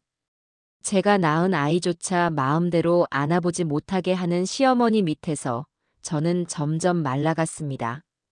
이러다가는 제가 먼저 죽겠다 싶어 잠시 피하자는 마음으로 집을 나왔던 겁니다. 하지만 그게 마지막이 될 줄은 몰랐어요. 거짓말. 새빨간 거짓말이었습니다. 옆에 앉은 보람이의 작은 손이 분노로 부들부들 떨리는 것이 느껴졌습니다. 저는 그런 보람이의 손을 더욱 쉬어잡았습니다. 아직은 때가 아니라고, 저 거짓의 향연이 끝날 때까지 조금만 더 참자고. 집을 나온 후에는 어떻게 지내셨습니까? 남편이나 아이를 만나려는 노력은 하지 않았나요? 왜 안 했겠어요? 매일 밤 남편과 제 딸 보람이가 보고 싶어 눈물로 밤을 지새웠습니다. 몇 번이고 집으로 돌아가려고 했지만 시어머니가 무서워 차마 발걸음이 떨어지지 않았어요. 사람을 시켜 집 주변을 맴돌게 하기도 하고 편지도 여러 번 보냈지만 시어머니의 방해로 남편에게 닿지 못한 것 같습니다. 저는 그저 먼 발치에서 남편과 아이가 행복하기만을 빌며 식당 허드레실부터 시작해 온갖 굳은 일을 마다하지 않고 억척같이 살아왔습니다.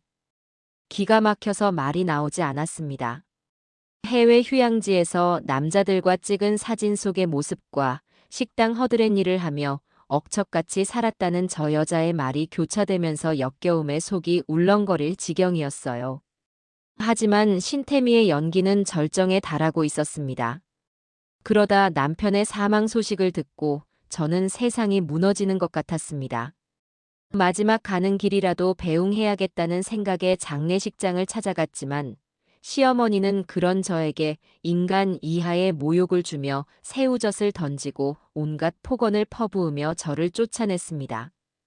저는 남편의 영정 앞에서 제대로 울어보지도 못했습니다. 판사님. 신태미는 끝내 오열하며 증인석에 엎드렸습니다.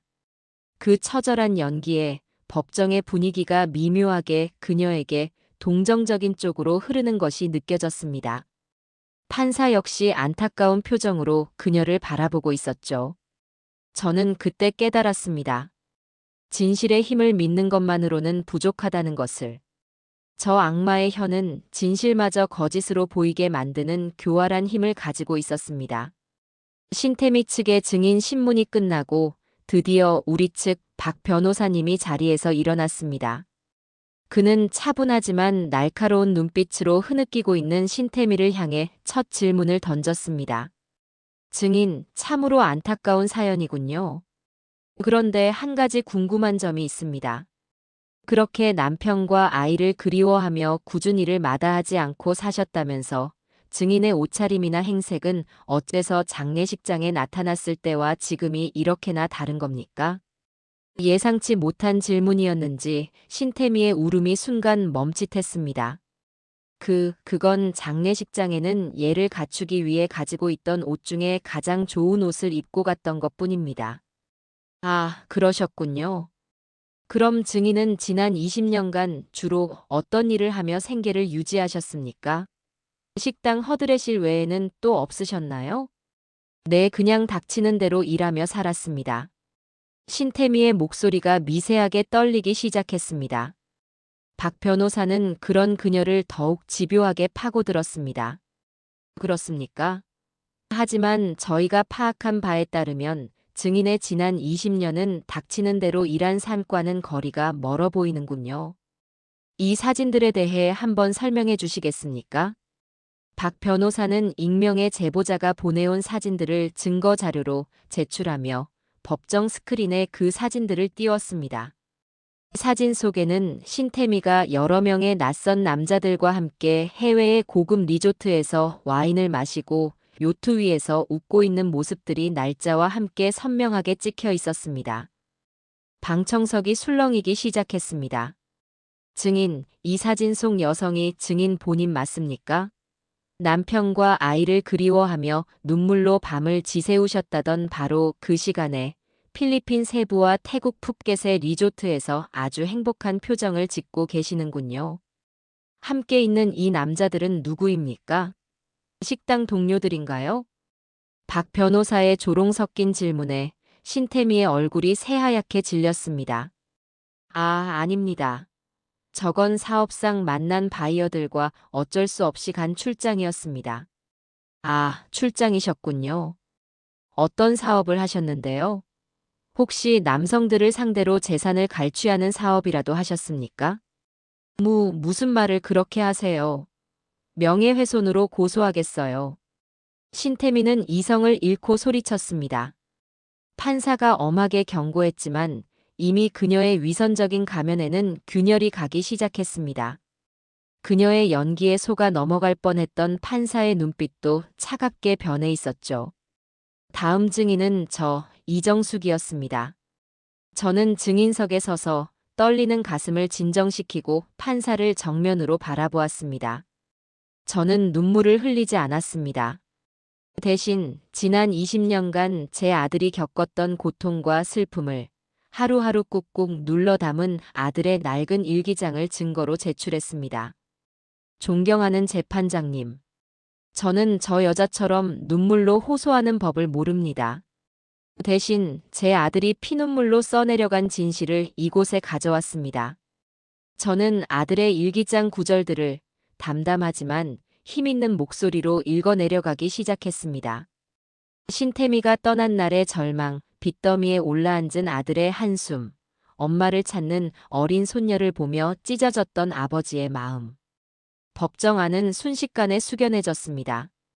제 목소리만이, 그리고 하늘에 있는 내 아들의 목소리만이 법정 안을 가득 채웠습니다.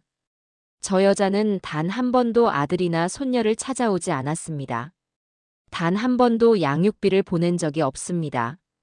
그리고 제 아들은 저 여자를 찾을 수 없어서, 그리고 행여나 찾게 되더라도 어린 딸이 받게 될 상처가 두려워 이혼을 안 한 것이 아니라 못한 것입니다. 이것은 부성애라는 이름의 위대한 희생이었습니다.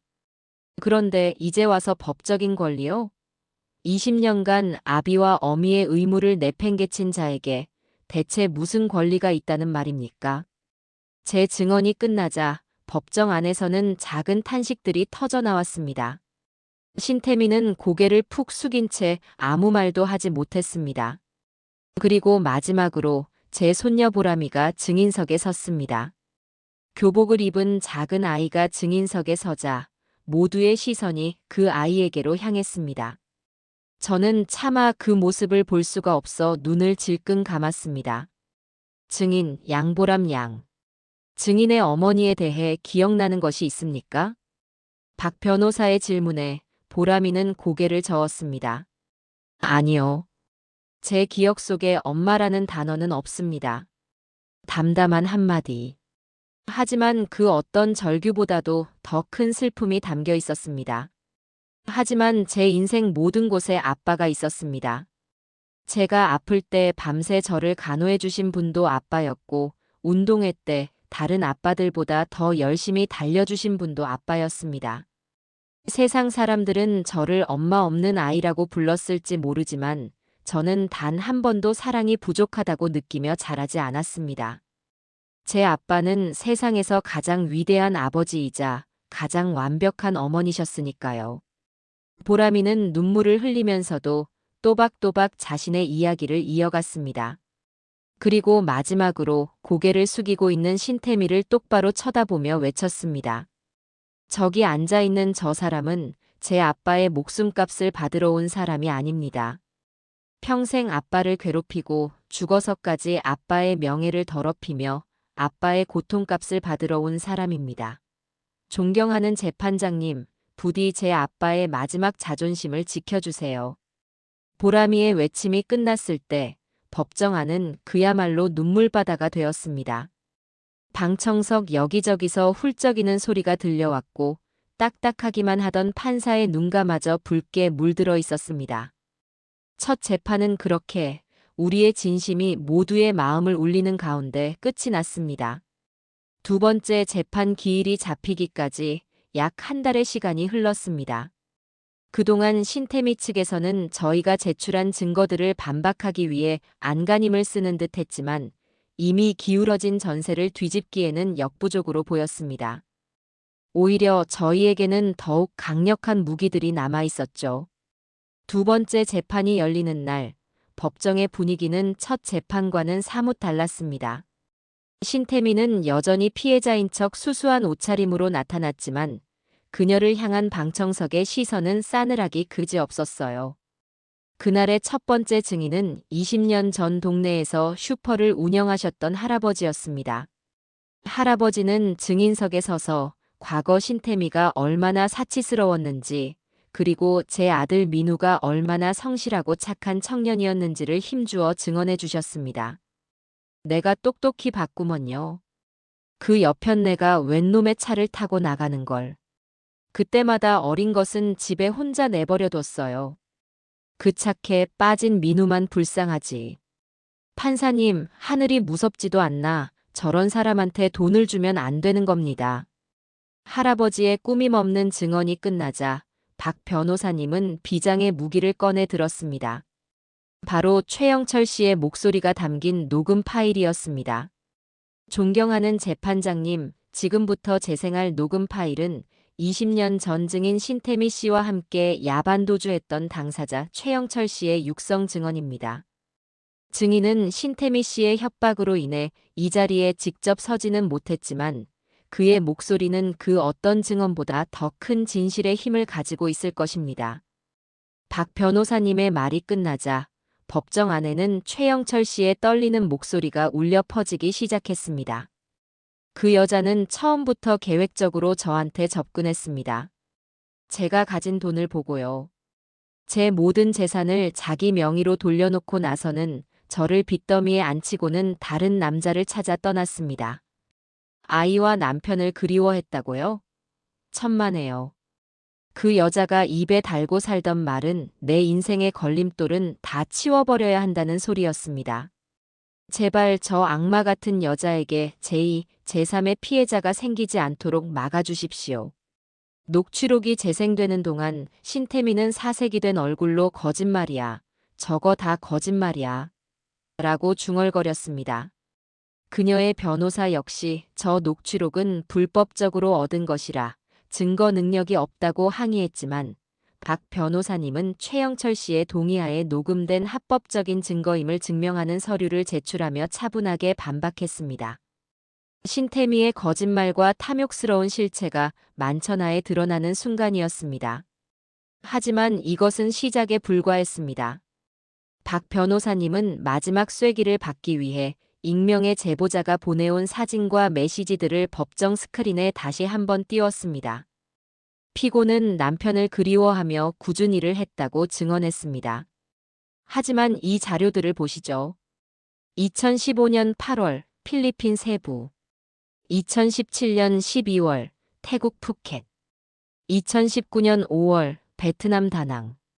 남편이 죽기 불과 몇 달 전인 작년 겨울에는 일본 홋카이도에서 스파를 즐기고 계셨군요. 이 모든 여행 경비와 사치품들은 함께 있는 이 남성들이나 혹은 또 다른 피해자들의 주머니에서 나온 것 아닙니까? 스크린에는 신태미가 보낸 이번 타겟은 강남에 건물 하나 가진 호구야. 한 5억 정도만 뽑아먹고 헤어져야지. 크크라는 메시지 내용까지 적나라하게 공개되었습니다. 방청석에서는 경악의 탄식이 터져나왔고 신태미는 더 이상 아무런 변명도 하지 못한 채 고개를 푹 숙였습니다. 그녀의 변호사마저도 더 이상 변호할 의지를 잃었는지 굳은 표정으로 입을 다물고 있었어요. 모든 증거 조사가 끝나고 재판장이 최후 변론을 준비하라고 말하는 순간이었습니다. 궁지에 몰린 신태미는 갑자기 자리에서 벌떡 일어나더니 이성을 잃고 제 쪽을 향해 손가락질하며 소리치기 시작했습니다.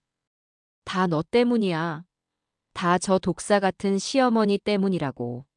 그러게 내가 좋게 말할 때 돈을 줬으면 될 거 아니야. 내 돈. 원래 내 몫이었다고. 근데 그걸 안 주려고 이딴 식으로 내 뒤를 캐고 내 인생을 망쳐? 스스로 무덤을 파는 발언이었습니다.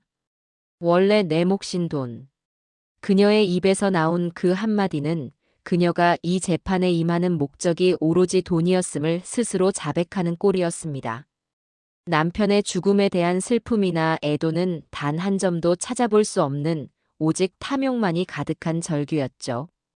판사는 굳은 얼굴로 법정 경위에게 손짓했습니다.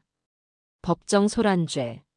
신태미는 경위들에게 양팔을 붙들려 질질 끌려나가면서까지 제게 저주를 퍼부었습니다. 이정숙, 너 내가 가만 안 둬. 두고 봐, 내가 나가서. 그녀의 바락 섞인 외침은 굳게 닫히는 재판정 문 밖으로 서서히 사라졌습니다. 그토록 기세등등하던 악마가 무너지는 순간을 저는 담담한 눈으로 끝까지 지켜보았습니다. 통쾌함보다는 허무함과 함께 내 아들에 대한 가여움이 더 크게 밀려왔습니다. 내 아들은 평생 저런 인간에게 발목이 잡혀 고통받았던 것입니다. 모든 것이 끝났습니다. 이제 판결을 기다리는 일만 남았습니다. 박 변호사님은 제 손을 잡으며 승리를 확신한다고 말했습니다. 저 역시 정의가 살아있다면 반드시 우리가 이길 것이라고 믿었습니다. 드디어 판결 선고일. 저와 보람이는 한 달 전과 같은 자리에, 하지만 전혀 다른 마음으로 앉아 있었습니다. 초조함과 불안함 대신 담담함과 약간의 기대감이 마음속에 자리하고 있었죠.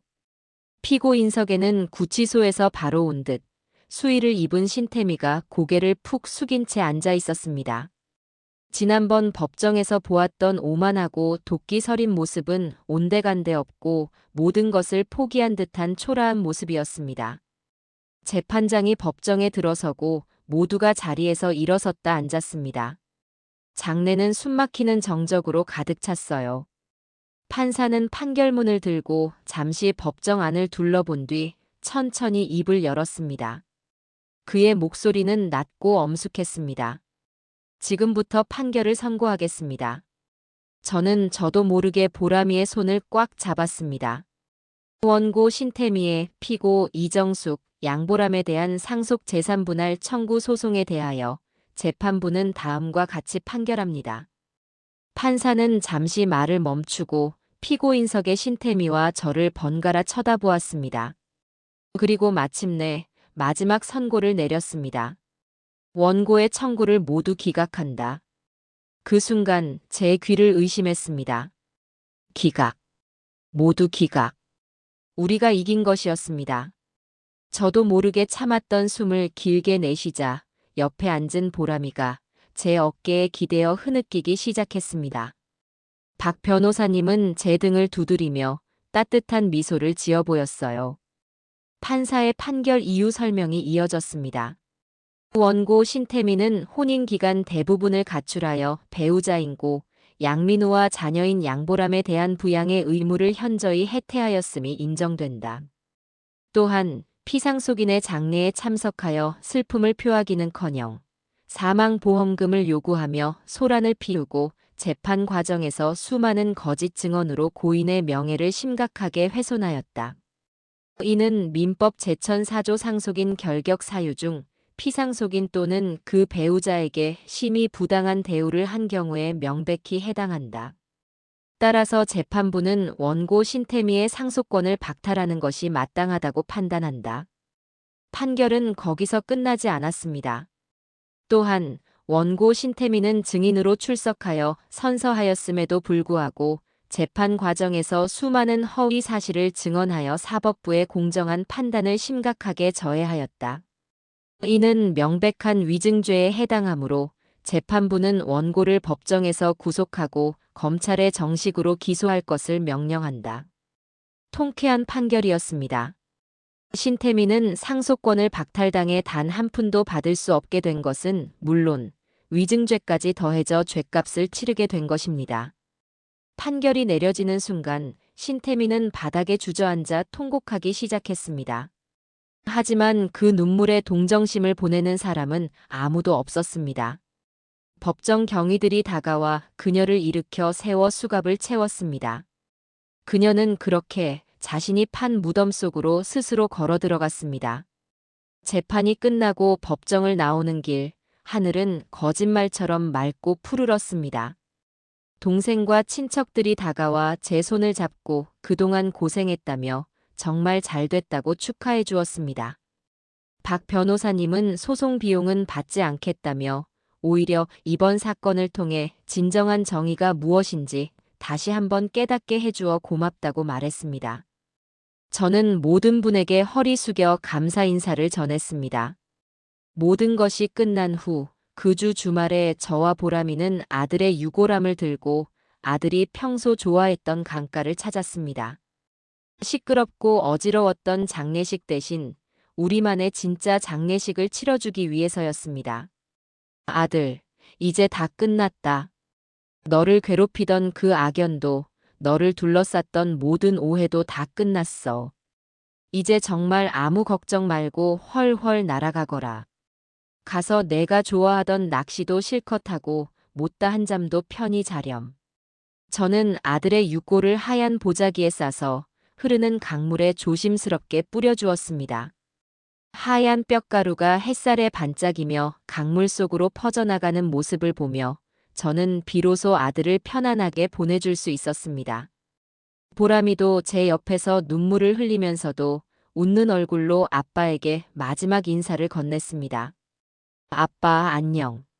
할머니랑 저, 이제 정말 괜찮아요. 아빠가 하늘에서 지켜봐 주시는 거 다 알아요. 아빠 딸이라서 정말 행복했어요. 사랑해요, 아빠. 강가에 서서 한참 동안 아들이 떠나간 자리를 바라보았습니다. 이제 정말 모든 것이 끝났다는 안도감과 함께 마음 한편에 커다란 구멍이 뚫린 듯한 허전함이 밀려왔습니다. 앞으로 어떻게 살아가야 할까? 그때 보람이가 제 손을 꼭 잡으며 말했습니다. 할머니, 우리 이제 국밥집 다시 열심히 해야지. 아빠가 남겨주신 가게잖아. 손녀의 말에 저는 정신이 번쩍 들었습니다. 맞아요. 끝이 아니었습니다. 이제 새로운 시작을 해야 할 때였죠. 아들이 남긴 소중한 유산, 그리고 아들이 목숨처럼 사랑했던 손녀와 함께 집으로 돌아오는 길, 저희는 아들이 남긴 보험금에 대해 이야기했습니다. 그 돈으로 무엇을 할까? 잠시 고민하던 저는 결심했습니다. 보람아, 우리 이 돈으로 아빠 이름으로 된 가게를 하나 새로 열자. 지금 가게는 너무 낡았으니 좀 더 쾌적하고 번듯한 곳으로 옮겨서 아빠 이름에 부끄럽지 않게 멋진 국밥집을 한번 만들어 보는 거야.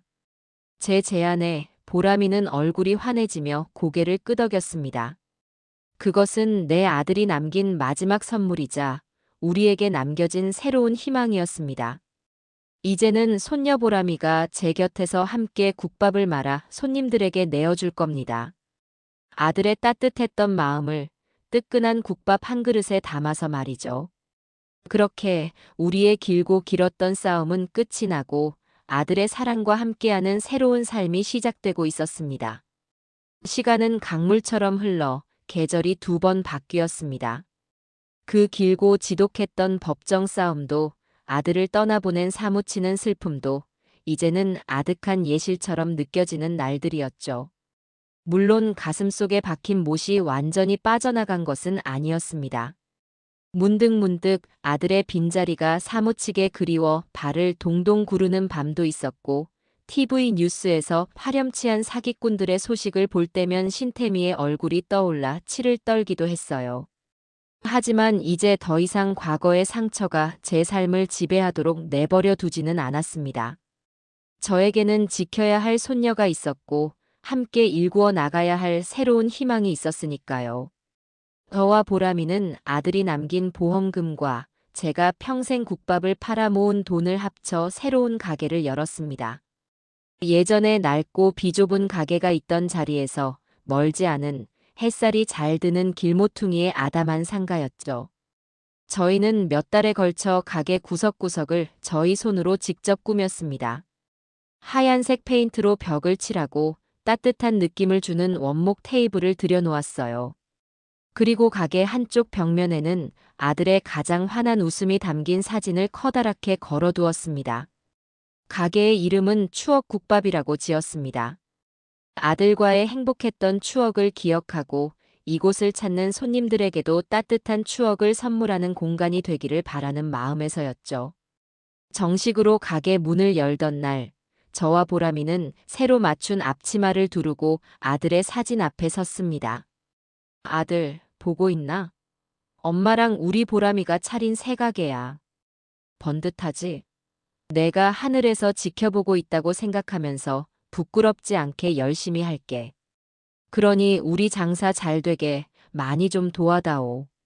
마치 아들이 걱정 마세요, 엄마. 대박 날 거예요. 하고 대답해주는 듯한 환청이 들리는 것 같았습니다. 추억 국밥의 첫날은 그렇게 아들의 응원과 함께 시작되었습니다.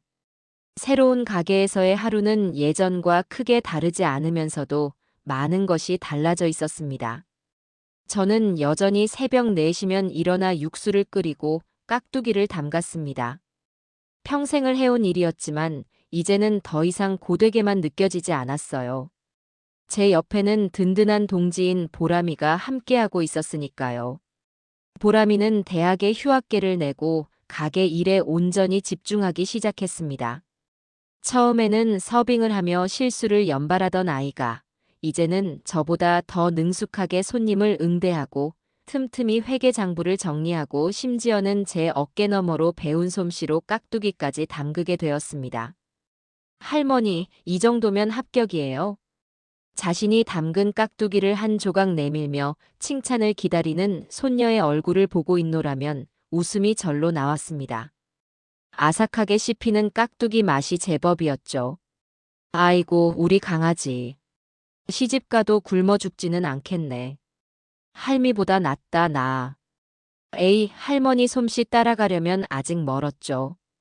그래도 언젠가는 할머니 비법 육수까지 다 전수받아서 제가 이 가게 물려받을 거니까 각오하세요.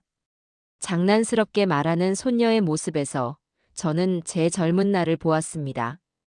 그리고 제 곁을 든든하게 지켜주었던 아들의 모습을 보았습니다. 보람이는 이제 제가 지켜주어야 할 연약한 손녀가 아니라 제 남은 인생을 함께 걸어갈 가장 소중한 동반자였습니다. 추억 국밥은 금세 동네의 명물로 자리 잡았습니다. 정직한 재료로 끓여낸 깊은 국물 맛도 맛이지만 저희 가게에는 사람을 끄는 특별한 온기가 있었기 때문일 겁니다. 가게는 늘 저희처럼 저마다의 사연을 가진 사람들로 북적였습니다. 파지를 주워 파는 할머니가 가게 앞을 지나갈 때면 저희는 할머니를 안으로 모셔와 뜨끈한 국밥 한 그릇을 대접하곤 했습니다. 돈은 받지 않았어요.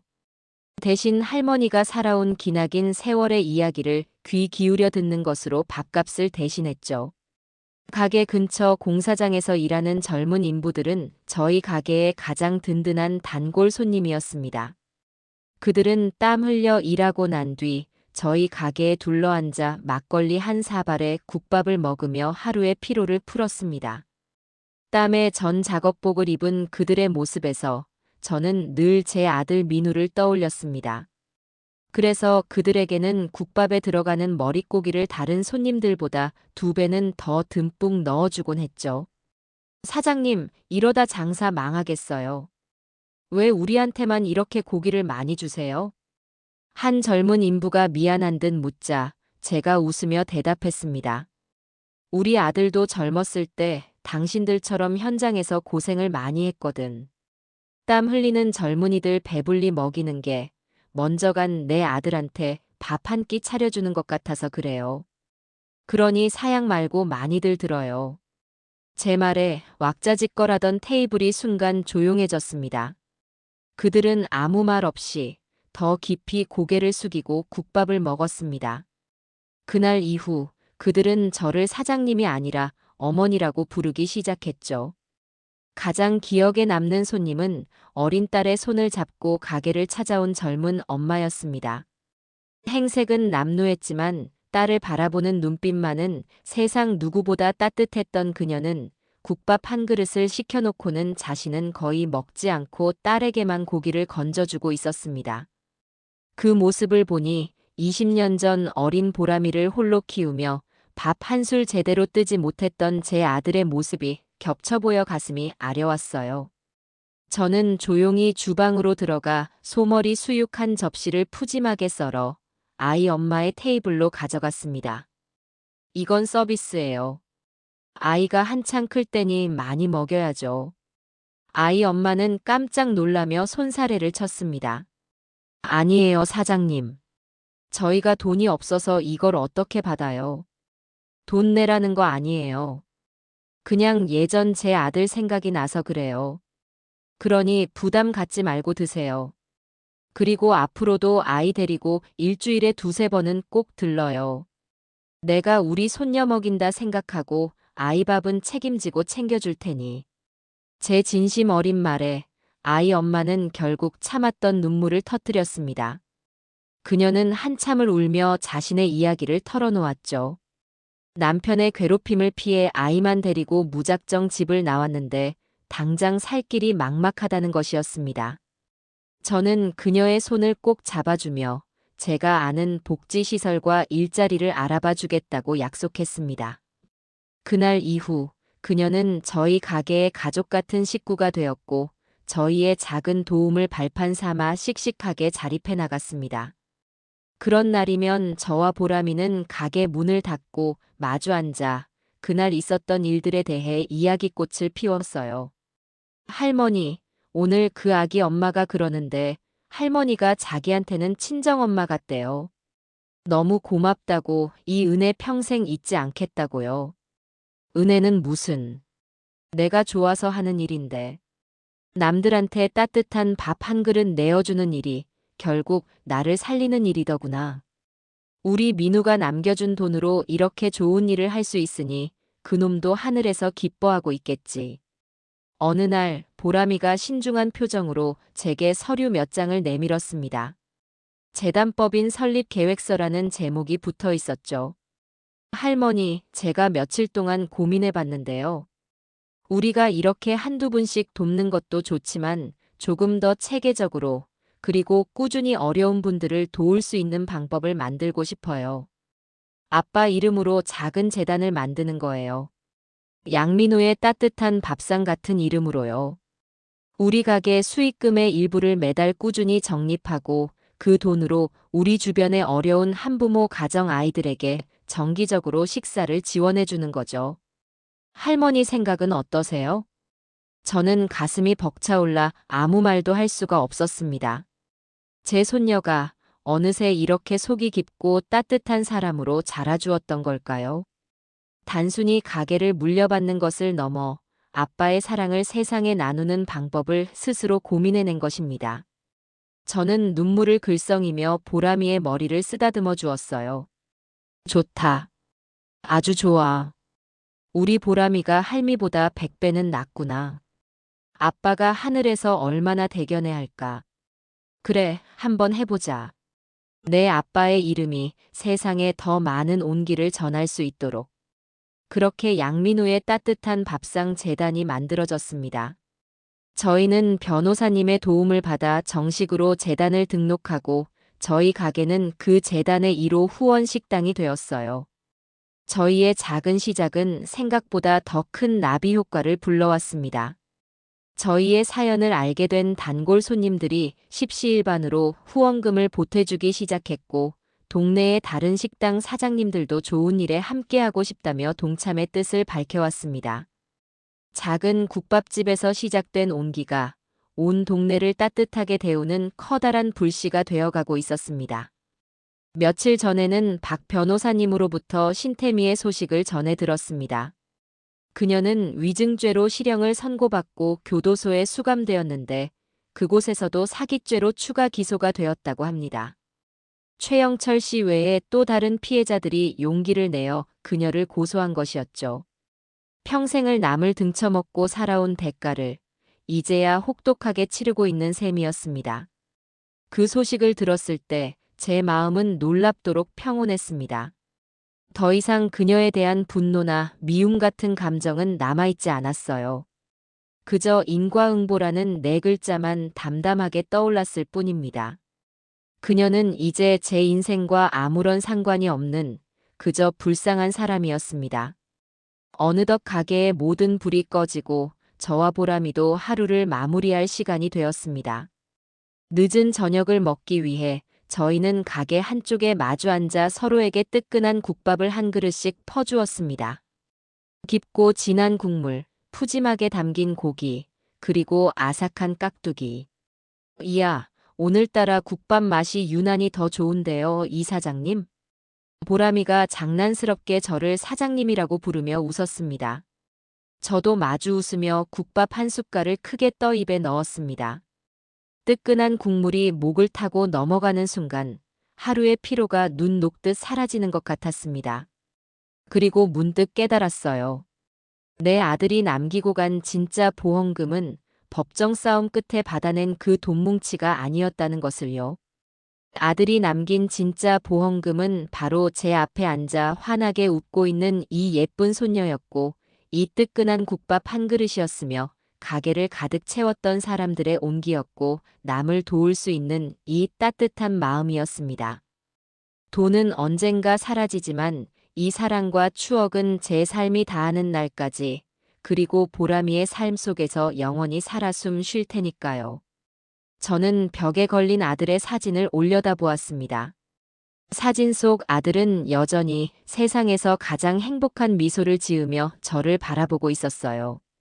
마치 엄마, 이제 정말 괜찮죠? 꺼봐요. 제 말이 맞았잖아요.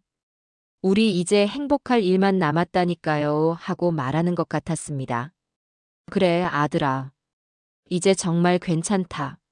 아주 괜찮고 말고. 고맙다, 내 아들. 정말 고맙다. 저는 나지막이 아들에게 화답하며 다시 한번 뜨끈한 국밥을 입안 가득 채웠어요. 창밖은 어두웠지만 저와 보람이가 마주 앉은 작은 국밥집 안은 세상 그 어디보다도 밝고 따뜻했습니다.